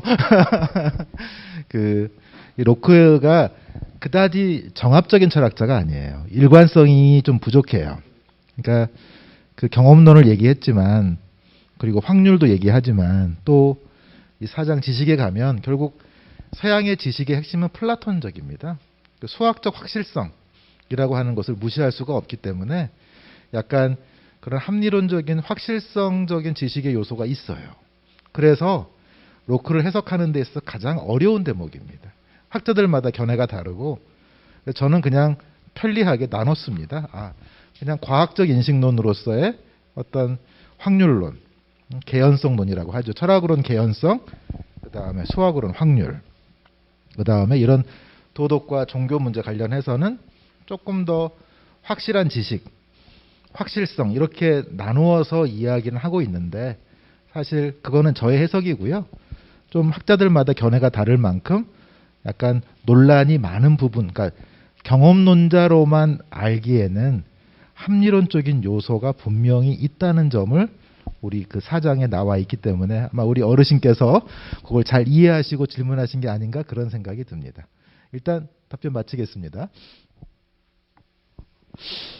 뭐 사실 조금 더 문제를 들어갔으면 좋겠습니다만 이렇게 들어가 버리면 너무 길게 이제 느슨해지기 때문에 이렇게 짧게 끊는 것도 괜찮은 것 같습니다. 근데 이 로크에 방금 우리 김성우 선생님께서도 말씀하셨습니다만 로크를 포함해서 바로 이 17세기는 여러분들 다 아시겠습니다만 한마디로 표현하면 확실성의 시대입니다. 영국에서도 그랬고 프랑스에도 그랬고 뭐 독일도 마찬가지입니다. 왜 확실성의 시대인가? 우리는 이제 이때 17세기의 가장 대표적인 슈퍼스타는 영국으로 하면 뉴턴이죠. 뉴턴. 프랑스로 하면 데카르트입니다. 그러니까 늘 전쟁을 했던 것입니다. 이 시기가 영국에서는 영국 안에서는 내전, 독일에서는 30년 전쟁, 뭐 온통 전쟁통입니다. 그 안에서 이 사상가들이 찾았던 것은 너무나 불안전하고 불안정하고 불명확하고 불확실한 그 시대에 이 사람들이 찾았던 유일한 탈출구는 다시 종교로 돌아가지는 않습니다. 거기서 찾았던 것은 확실성이었습니다. 가장 확실한 거. 도대체 그게 뭐냐? 이걸 이제 찾았던 시대죠. 어떻게 보면 존 로크도 경험론자라고 이렇게 우리한테 알려져 있지만 방금 우리 김성구 교수님께서 말씀하신 것처럼 바로 그 대륙 합리론자들이 가지고 있는 그런 확실성에 대한 확실한 진리를 추구하는 것에 대한 그 영향들도 아마 많이 있었을 것 같습니다. 자, 두 번째 물음입니다. 아까 강연 중에 말씀을 하셨습니다. 이 필머경, 영국 왕당파 보수주의의 대표적인 사람이죠. 이 왕권 신수설을 강조했던 사람인데 이 필머의 왕권 신수설을 비판하고 정치 철학과 관련 있는 로크의 저서, 아까 여러분들 정부론, 굳이 하자면 시민정부론 이렇게 표현하셨는데 그 정부론에 대해서 개략적인 설명을 부탁드린다라고 했습니다. 강연 때도 뭐 조금 있었습니다만 좀 부언을 해서 설명해 주시길 바랍니다. 알겠습니다. 그 정부론은 크게 두 권으로 되어 있습니다. 첫 번째 권은 필머의 가부장론에 대한 비판이죠.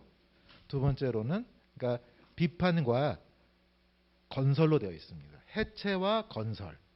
그러니까 첫 번째 권은 기존 사상을 해체하는 거고 두 번째 권은 자신의 사상을 건설하는 겁니다.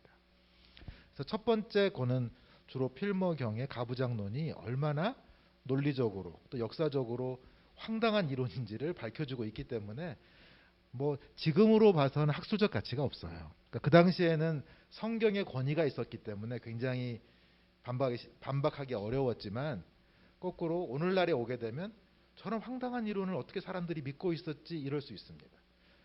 그래서 여기서 우리는 배울 수 있습니다.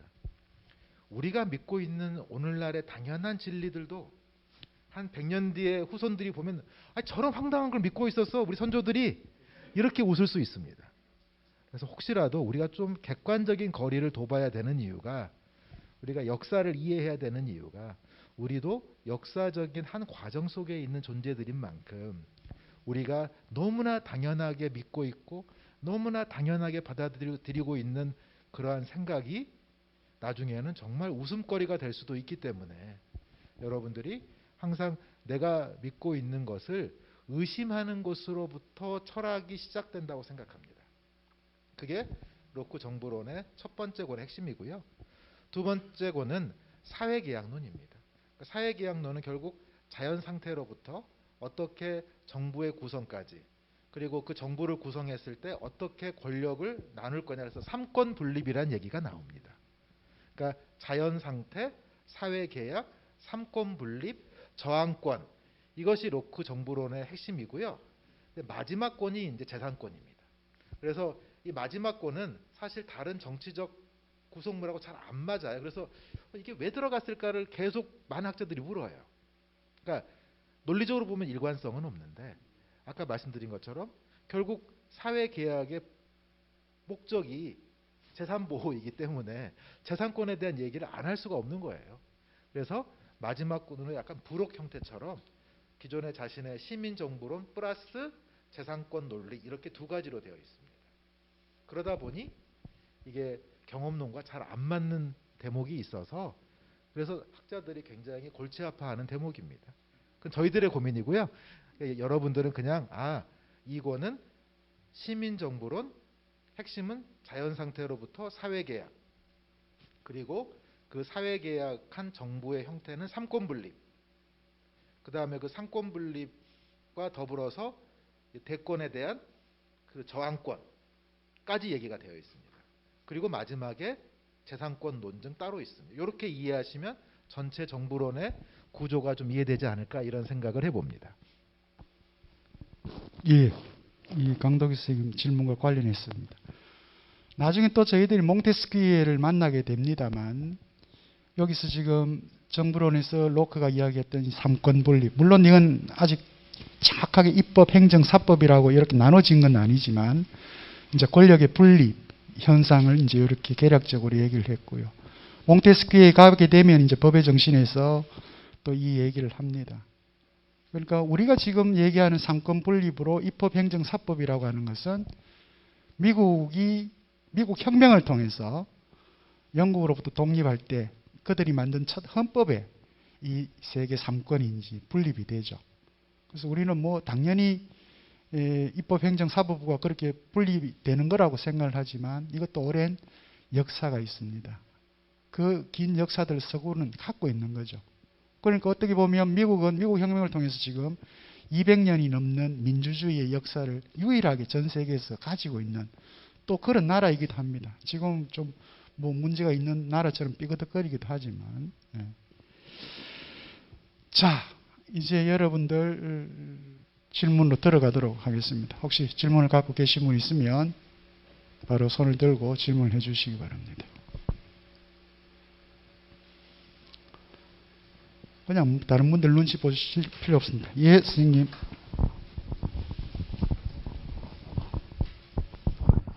예, 교수님의 강의 감사드립니다. 좀 혼란스러웠던 그 개념이 몇 가지가 깨끗하게 정리되는 그런 느낌을 받았습니다.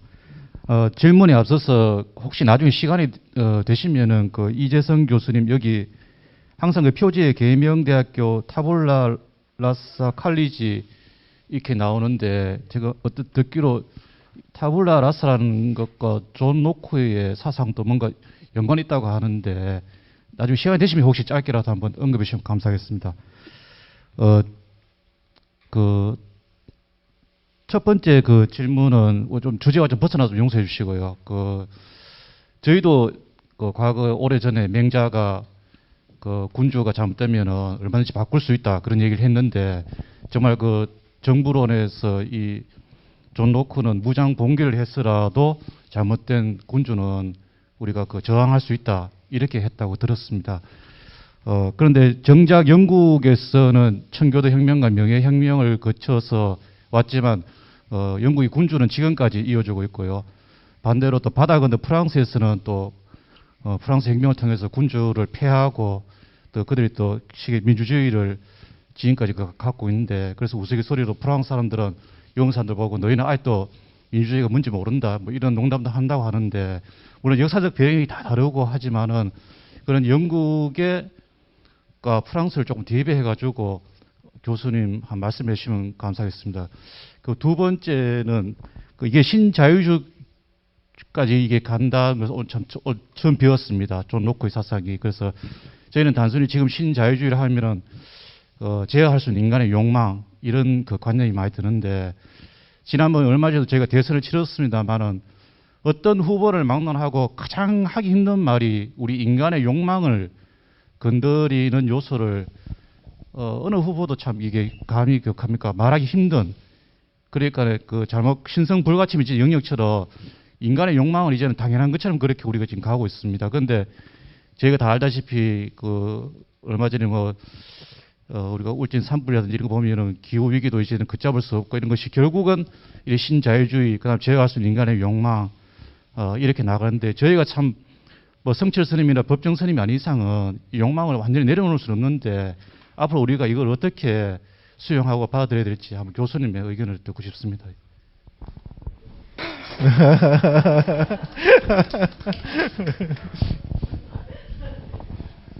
야, 이게 뭐 지금 답변이 가능하시겠습니까? 이 거대한 제가 물음을. 좀 짧게라도 알겠습니다. 성의 있게 답변해드리겠습니다. 예. 네. 그 타블라 라사는 더 잘하시겠지만 라틴어로 흰 종이 뭐 흰 백지란, 그러니까 백지란 뜻입니다. 백지. 그러니까 인간의 뇌는 백지라서 거기에 이제 경험을 통해서 글자가 쓰여진다라고 하는 그 로크의 경험론을 이야기할 때 상징적 단어죠. 그래서 근데 왜 타블라 라사라고 지으셨죠? 네. 그럼 제가 계명대학교를 이렇게 홍보를 좀 해도 됩니까? 조금 홍보하시죠 이번 기회에. 네. 예, 원래는 저희 단과대학이 그냥 교양교육대학으로 있다가 타블라 라사 칼리지로 이제 이렇게 한 2년 전에 바꾸게 됐는데요. 뭐 여러분들도 아시겠지만 이렇게 타블라 라사 칼리지로 바꾸게 된 그 뭐 계기는 학교 자체에도 있겠지만 이 경희대학교에 후마니타스 칼리지라고 있습니다. 후마니타스 칼리지. 그러니까 지금은 각 대학마다 이 교양교육을 특화시키기 위해서 각 대학마다 이름을, 동국대학은 불교대학이니까 다르마 칼리지. 예, 이제 무슨 말인지 알겠습니까? 그건 이제 깨달음의 대학이죠. 다르마 칼리지. 그러니까 예를 들면 뭐 아주대학 같은 데는 뭐 정약용과 관련해서 다산 칼리지 뭐 한다든지, 예, 어떤 역사적 배경을 가지고 와서 이제 이렇게 교양교육을 특화시킵니다. 그래서 저희들은 타블라 라사인데 보통 방금 말씀하신 것처럼 이제 로크가 썼다고 이제 표현을 합니다만 이제 경험론을 보여주는 가장 대표적인 용어죠. 타블라 라사는 라틴어로 백지입니다. 흰 종이, A4 용지, 흰 종이 생각하시면 됩니다. 그래서 저희 계명대학교에 들어온 학생이면 누구나 4년 동안 대학생활을 통해서 지금까지 배웠던 혹은 알고 있다고 생각되는 그런 정보들은 대부분은 수학적 진리 이외에는 전부 근거가 부족하기 때문에 라틴어로 소위 말 에포케 시키고 판단 중지하고 완전히 대학 와서 새롭게 대학 4년 동안을 통해서 많은 지식과 정보들을 그 흰 백지에 차곡차곡 채워서 본인만의 색깔을 가지고 본인만의 향기를 가지고 본인만의 얼굴을 가지고 세상에 나갈 수 있도록 우리는 교육을 하겠다. 이런 뜻을 가지고 있습니다.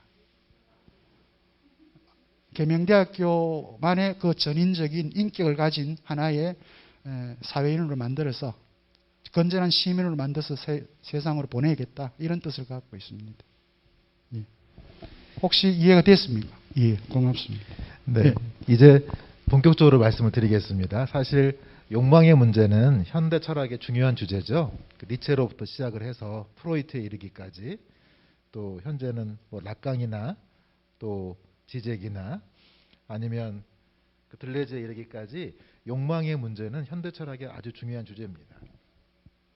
아까 꼬나투스라는 얘기 썼지만 욕망 또는 인간의 보존하려고 하는 그 강한 힘 또는 니체의 힘에 의지, 결국 욕망 자체를 완벽하게 부정하는 도덕주의가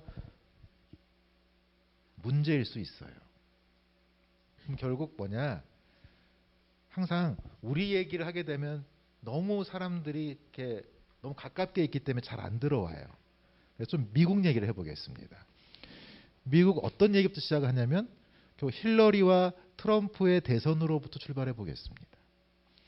힐러리를 대표하는 건 페미니즘입니다. 그리고 정치적 올바름입니다. 정치적 올바름이란 차별이나 혐오 언어를 쓰지 말아야 된다, 이런 뜻입니다. 그런데 이게 너무 지나치게 되면 사람들이 족쇄처럼 느껴져요. 그래서 이걸 파고든 게 트럼프식의 일종의 위반의 정치 언어입니다. 그러니까 트럼프는 위반합니다. 마스크도 안 써요. 본인은 백신 3번 맞았지만 사람들한테 백신 맞지 말라 그럽니다. 그러니까 자꾸 뭔가 그리고 혐오 이런 발언들 갈등을 부추겨요. 그런데 이 위반의 언어 혹은 혐오나 갈등을 부추기는 언어가 왜 먹히느냐? 이걸 지잭이 날카롭게 통찰을 했어요. 이게 서로 상호 공존한다. 그러니까 도덕적 올바름을 대표하는 우리나라 정당을 떠올려 보세요. 떠올리실 겁니다. 또 위반에 대한 이야기를 자꾸 하는 우리 젊은 정치인도 있죠. 떠올리실 겁니다. 이게 의외로 같이 가요. 그래서 저는 기본적으로 첫 번째로 욕망을 부정하는 것 자체가 굉장히 이게 도덕주의의 잘못된 행태다. 니체가 말한 것처럼 병적인, 그러니까 건강하지 못한 욕망도 있고 또 주인으로서 느껴야 할 이 건강한 욕망도 있습니다. 근데 건강한 욕망은 이렇게 위축시키고 이 누리지 말아야 될 불건강한 병적인 욕망들을 부추기는 것. 이것이 바로 트럼프식의 새로운 위반의 정치입니다. 그 위반의 정치가 사람들한테 쾌락을 줘요. 저는 그게 우리 20, 30대 남성들한테 조금은 영향을 미쳤다고 봅니다. 그러니까 왜 20대, 30대 여성과 남성이 좀 갈라지느냐? 결국 그 출발점은 힐러리와 트럼프의 대선에서 실마리를 찾을 수 있어요. 너무 한쪽은 너무 도덕적이에요. 근데 그 도덕적인 게 너무 지나쳐요. 지나치다는 얘기는 상대방 다 알아요. 아니 누가 혐오와 차별 발언하면 나쁜 거 다 알지 몰라요. 하지만 이게 어떤 맥락에서는 용인될 필요도 있어요. 왜냐하면 우리가 성적인 농담을 하면서 즐거울 때가 있잖아요. 그게 다른 사람에게 성적으로 불쾌감을 주지 않는 한. 그런데 그것마저 다 이렇게 그러니까 코미디가 자리가 없잖아요. 우리나라에 지금. 그러니까 코미디언들이 정치하고 있잖아요. 다들. 그 이유가 뭐겠습니까? 코미디가 더 이상 사용할 수 있는 언어적 기법들이 너무 도덕주의에 짓눌린 거죠. 결국 그 허점을 트럼프가 파고들었고 트럼프는 그래서 백인, 남성, 노동자들 특히 저소득층 또 저학력층을 집중적으로 공격해서 바로 그들이 어디에 있었냐면 이 스윙보트라고 불리는 그런 이 기존의 러스트 벨트라고 공장이 사라져간 그러니까 그 힐러리 남편 클린턴이죠. 빌 클린턴이 세계화를 통해서 다 공장을 중국으로 보냈잖아요. 그 상처받은 사람들이 결국 이 트럼프를 지지한 겁니다. 그러니까 여러분들이 이해하면 결국 지금 한국 사회의 딜레마도 바로 미국식 딜레마랑 유사하다. 지나친 도덕주의로 아니 그 집 한 채 갖는 뭐 2채 정도? 뭐 이런 게 뭐가 도덕적으로 문제가 됩니까? 중요한 거는 이 집 문제를 도덕적으로 접근한 것도 문제고. 그러니까 인간의 건강한 욕망에 대해서는 어느 정도 인정을 해야 됩니다. 대신 그 욕망이 지나치고 예를 들어 30채, 50채 갖는 기업형 임대 사업자들 있잖아요. 그런 사람들한테 혜택을 주는 건 바람직하지 않죠. 그럼 부추기는 거죠. 그러니까 결국 우리 사회가 욕망이라고 하는 걸 이제 좀 들여다볼 때가 됐어요. 우리는 그동안 욕망이라 그러면 너무 유교적인 도덕주의 때문에 욕망을 당연히 부정해야 되는 것으로. 이게 성리학적 세계관이잖아요.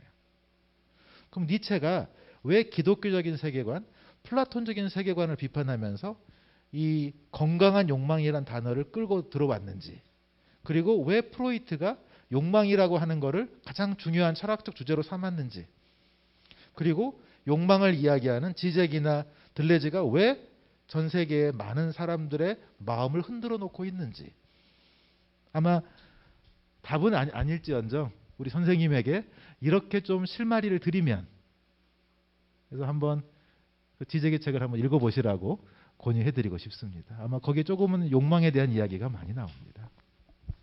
그 다음 그 첫 번째 물음이죠. 영국의 청교도 명예혁명을 거치는 그 과정에서 영국이 보여주는 모습하고 프랑스 혁명을 거치면서 프랑스가 이제 보여주는 모습. 누가 더 민주주의였냐 이런 논쟁거리. 근데 아무래도 그 영국은 청교도 혁명을 통해서 왕의 목을 잘라봤어요. 그랬더니 나라가 너무 혼란한 거예요. 그래서 사실 로크가 이 정부론이라는 책을 익명으로 발표합니다. 그래도 저기 불안해서 네덜란드로 피신 갑니다. 그리고 이제 네덜란드에서 같이 윌리엄 공이랑 같이 들어와요. 그게 명예혁명이에요. 그래서 그 명예혁명이라는 것은 기존의 절대적인 군주를 이제 제거하고 시민과 함께 이 통치를 해나가겠다라고 얘기한 선언이기 때문에 결국 그 영국 왕은 절대적인 권력을 버린 겁니다. 그게 명예혁명의 핵심이에요. 그래서 영국은 그때부터 이제 민주화가 되었다고 보면 될 것 같습니다. 반면에 프랑스는 너무나 절대주의가 아주 강한 나라였기 때문에 끝까지 버티죠. 끝까지 버티지만 결국 루이 16세의 어리석은 판단으로 인해서 결국 목이 잘리죠. 그러니까 그리고 극심한 혼란으로 가죠.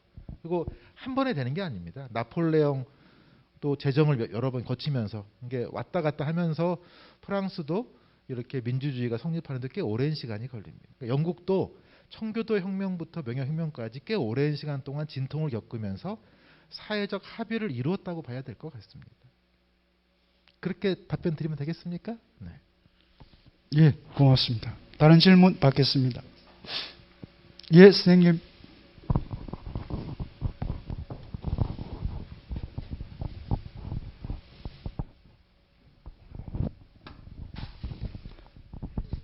이념적으로는 정교 분리가, 제도적으로는 이게 국가와 교회 단체의 분리였는데, 미국 헌법 수정 1조에는 요게 명시되어 있어 가지고 우리가 상식적으로는 미국 사람들이 처음 시작해서 세계가 다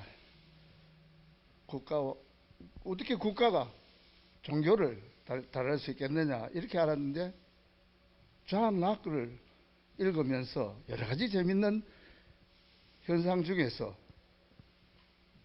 지금 자연법 세 가지가 우리 삶이나 혹은 자유나 교수님 상세하게 설명하신 그 재산, 요게 미국 독립 선언서에 그대로 기초가 되었거든요. 그래서 벌써 그 전에 살았던 존 락의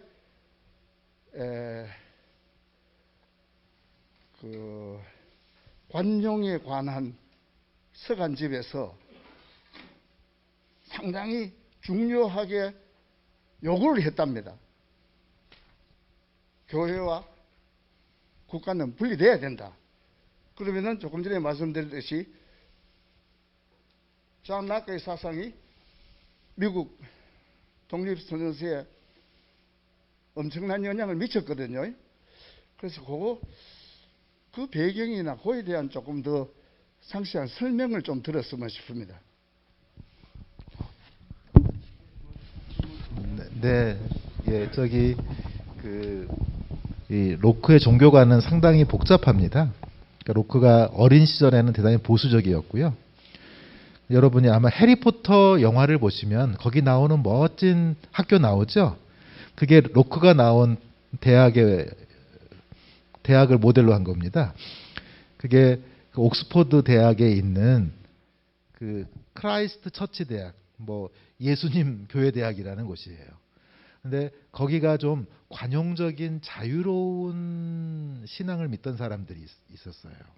그래서 거기서 영향을 많이 받습니다. 그래서 로크가 좀 관용에 대한 이야기는 대학 시절부터의 영향이 크고요.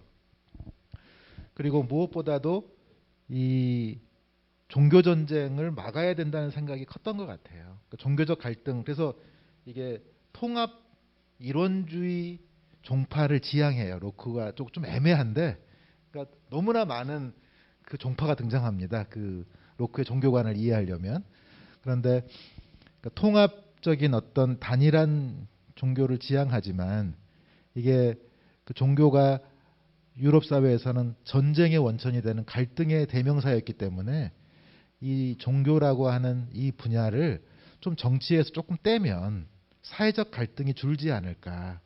그 첫 번째가 인식론으로서의 경험론이고요. 두 번째가 그걸 바탕으로 하는 아까 말씀하신 관용에 대한 서한, 관용 편지입니다. 그리고 이제 이러한 어떤 종교가 정치와 분리되었을 때 결국 그 종교가 더 이상 어떤 정치적 갈등의 중요한 지점에 놓여 있지 않는 거죠. 그러니까 로크의 2대 과제는 그거였어요. 하나는 종교 갈등을 어떻게 해결할 거냐. 또 하나는 왕과 의회 사회의 갈등을 어떻게 해결할 거냐. 그래서 종교 갈등을 해결하기 위해서 정리한 책이 경험론으로 말한 인간지성론 그리고 관용에 관한 편지. 이게 주로 그 종교 문제를 다루고 있어요. 그리고 이 정치 문제를 다루는 게 바로 정부론이고요. 그러니까 그런 차원에서 보통 그 이 정부론의 기본 어휘가 아무래도 미국 사람들도 영국에서 간 사람들이 주류이기 때문에 로크 언어에 친숙했고 로크의 언어로 자신들의 독립선언서를 쓰게 된 거라고 봐야 되겠죠. 그래서 말씀하신 것처럼 그 기본적으로 그 로크가 종교 문제에 굉장히 관심이 많았고 그래서 어떻게 하든 좀 종교를 통합하기를 원했고 그래서 이제 그런 인식론적인 작업 그 다음에 관용에 관한 문화적인 작업 이렇게 준비하고 그래서 종교를 좀 정치적 갈등의 주요한 지점에서 좀 떼놓는 작업 그게 아마 종교와 국가의 분리라고 하는 그 개념까지 이르렀던 것 같습니다. 뭐 답변이 됐는지는 모르겠습니다. 선생님 혹시 또 좀 더 보완이 필요하십니까? 필요하시면 뭐 예, 계속 질문해 주셔도 좋습니다. 아직 설명이 좀 부족하다고 생각하시면 예.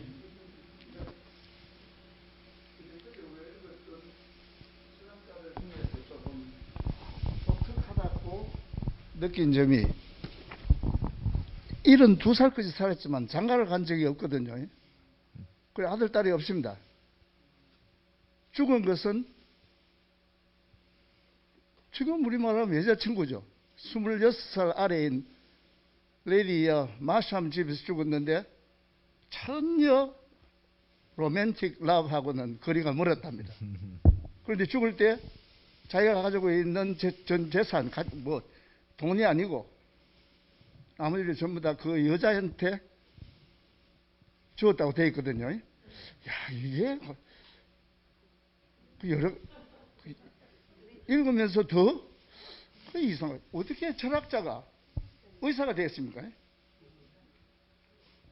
철학하고 의학하고는 별로 공통점이 없지 싶은데 그리고 거기다가 우리가 지금 미국을 알라 그러면 그럼 기독교를 모르면은 한국을 알라 그러면 유교 불교를 모르면 불가능하잖아요. 그런데도 제도상으로 헌법에는 그렇게 정했다는 그 자체가 그 참 재밌는 현상이다. 교수님 고맙습니다. 예, 고맙습니다.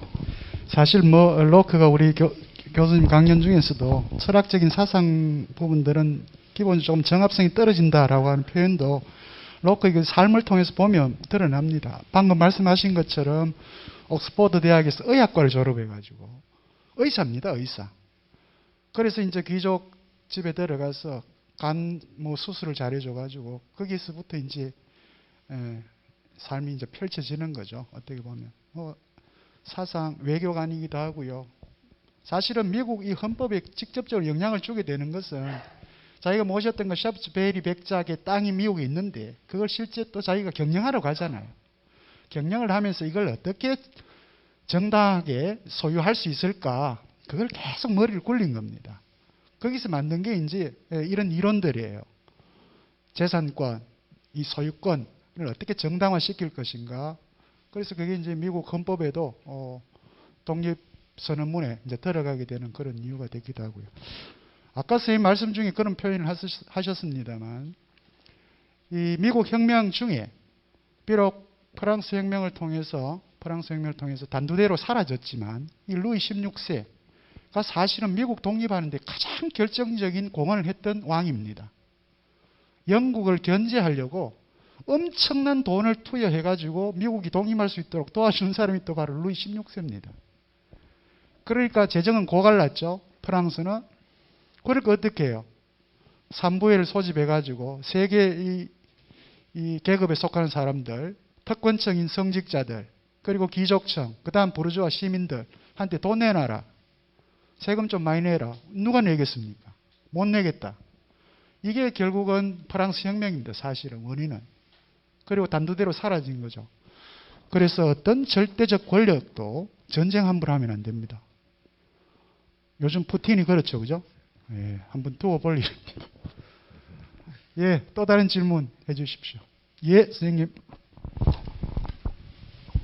예, 교수님 강의 잘 들었습니다. 저는 약간 주제 넘는 의문 같은 게 하나 있는데, 철학하고 종교가 비슷하지만 좀 틀린 점도 있는 것 같은데, 기본적으로 주장하는 거는 인간이라는 지금 이야기하는 것 자체가 가장 기본이 인간에 대한 문제인데, 인간이 선하냐 악하냐, 천사냐 악마냐, 양면적인 존재를 하는 이런 가정 하에서 인정을 하면은 누구 주장도 자기한테 유리한 쪽으로만 주장하니까 결국은 이런 주제나 이런 철학이 아무리 발전이 돼도 인간 자체가 양면적인 존재이기 때문에 완벽한 해결은 없고 각자 주장 조금씩 어떤 방향성을 가지고 나아가는 거 아니냐. 이래서 지금도 1000년 뒤에 인간이 만약에 똑같은 이 자리를 해도 결국은 완벽한 답은 없으면서 토론만 계속하고 자기 주장만 하고 해석만 하는 그런 존재 아닌가, 저는 그런 느낌을 들었습니다. 거기에 대해서 교수님의 생각은 어떠신지 한번 여쭙고 싶습니다. 예. 참 어려운 질문입니다. 그런데 선생님, 1000년 뒤에 우리 인간은 어떻게 진화해 있을까요? 혹시 한번 상상해 보셨습니까? 1000년 뒤에 우리 인간의 모습. 다양성은 있는데 결국은 지금하고 비슷하게 지잘났다고 안 따지겠나 싶습니다. 예, 네. 답변 듣겠습니다. 이 일론 머스크에 의하면 언어가 필요 없을 거랍니다. 우리의 뇌가 다 연결이 돼서 우리가 서로 마음을 이해하는 그런 온 지구적 마인드를 갖게 될 거다. 이렇게 일론 머스크가 얘기하기도 하고, 실제로 신경과학자들은 새로운 미래상을 그려 보이기도 합니다. 심지어 우리 인간의 기억을 다운로드 받았다가 새로운 육체에 다시 투여하기도 합니다. 지금 이제 실험적으로 조금씩 되고 있는데요. 결국 인간이란 존재를 이렇게 물질적이고 신경적인 차원에서 이해할 거냐, 그랬을 때 과연 인간의 이 마음이라고 하는 거를 뇌와 연결해서 어디까지 이해할 거냐. 그러니까 전통적으로 보면 결국 성선설, 성악설 또는 마르크스처럼 어떤 인간의 성품이란 정해져 있는 것이 아니라 이렇게 사회적으로 역사적으로 변해가는 거다라고 주장하는 경우도 있으니까요. 근데 결국 인성론을 얘기하는 건 제도론을 뒷받침하기 위해 존재하는 하나의 이데올로기적인 성격에 가깝다고 봅니다. 그래서 저는 토론이 나쁘다고 생각하지는 않습니다. 왜냐하면 토론을 금지하는 게 더 큰 문제죠. 그러니까 시진핑처럼 토론을 금지하면 그건 독재입니다. 푸틴처럼 토론이 없이 전쟁 벌이면 그것도 독재죠. 근데 중요한 건 그럼 토론이 생산적이냐? 우리의 또 이 민주사회 토론은 대단히 비생산적이고 자기 방어 논리에 집중하고 상대편을 공격하는 데 집중하기 때문에 토론을 들으면 들을수록 서로 이제 분노만 생기죠. 그래서 앞으로 우리 사회가 어떻게 이 생산적인 토론의 장을 만들어 나갈 거냐. 그럼 결국 우리 시민들이 좀 더 지성적 차원에서 발전해야 되지 않을까. 저는 아마 그래서 여기 오신 분들이 이 대구의 가장 유명한 교양 강좌죠. 이 모교 강좌에 오신 이유가 뭐겠습니까? 바로 그런 지성을 좀 더 훈련시켜서 같이 한번 좀 더 고차원적인 차원에서 우리가 문제를 해결해가는, 그러니까 단순히 상대방을 이기는 논쟁이 아니고 문제가 무엇인지를 파악해서 같이 해결해가는 그런 논쟁으로 좀 바뀌어가고 싶어서 여기 오신 게 아닌가 이런 생각이 듭니다. 그래서 여기에 많은 어르신들이 오셨다는 것만으로도 저는 우리 사회가 발전하고 있다 이렇게 보고 있습니다. 비관적이지 않습니다, 어르신. 네. 예, 고맙습니다. 혹시 또 다른 질문 있으면 받겠습니다.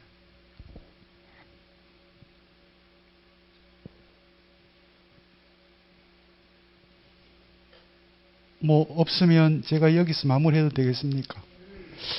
저 마무리 전에 제가 우리 선생님께 마지막 질문을 하나 드리겠습니다. 질문이 아니고요. 요청입니다.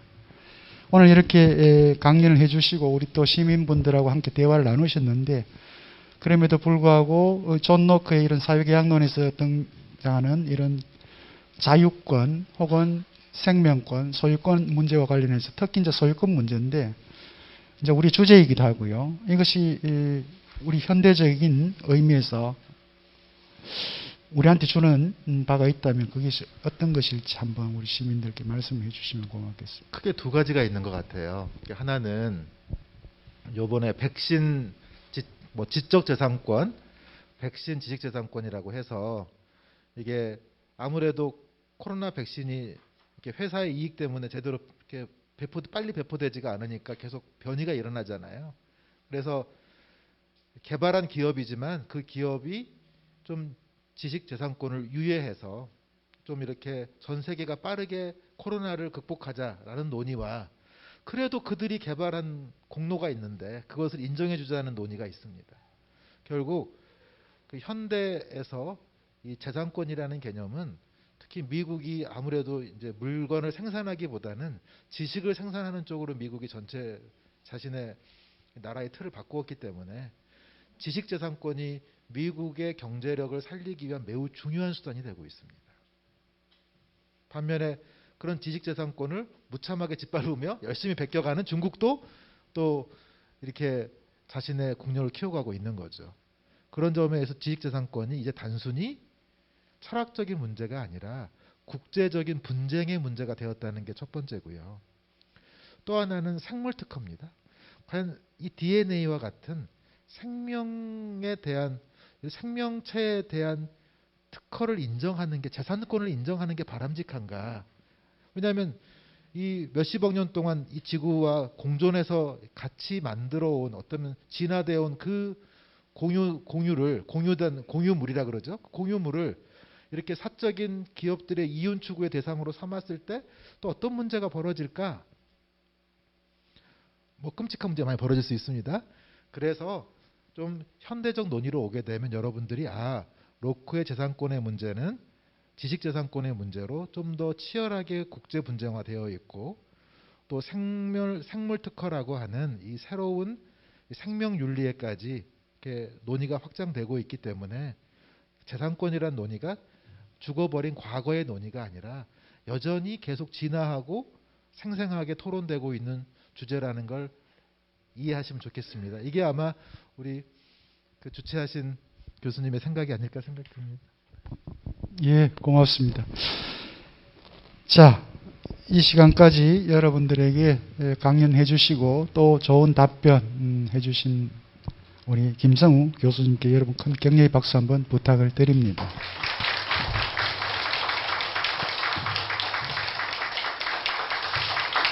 원래는 순서상으로는 다음 주에 루소를 바로 이어가면 참 이렇게 연결성이 있어 좋은데 루소를 한 텀 쉬면서 영국 경험론자인 데이비드 흉의 주제를 가지고 여러분들 한번 다룰 수 있도록 그렇게 하겠습니다. 흉 지나고 이제 루소를 함께 만날 수 있도록 그렇게 하겠습니다. 자, 오늘 여기까지 하고요. 다음 주에도 오늘처럼 건강한 모습으로 여러분들 이 자리에서 만날 수 있기를 바라겠습니다. 고맙습니다. 안녕히 돌아가십시오.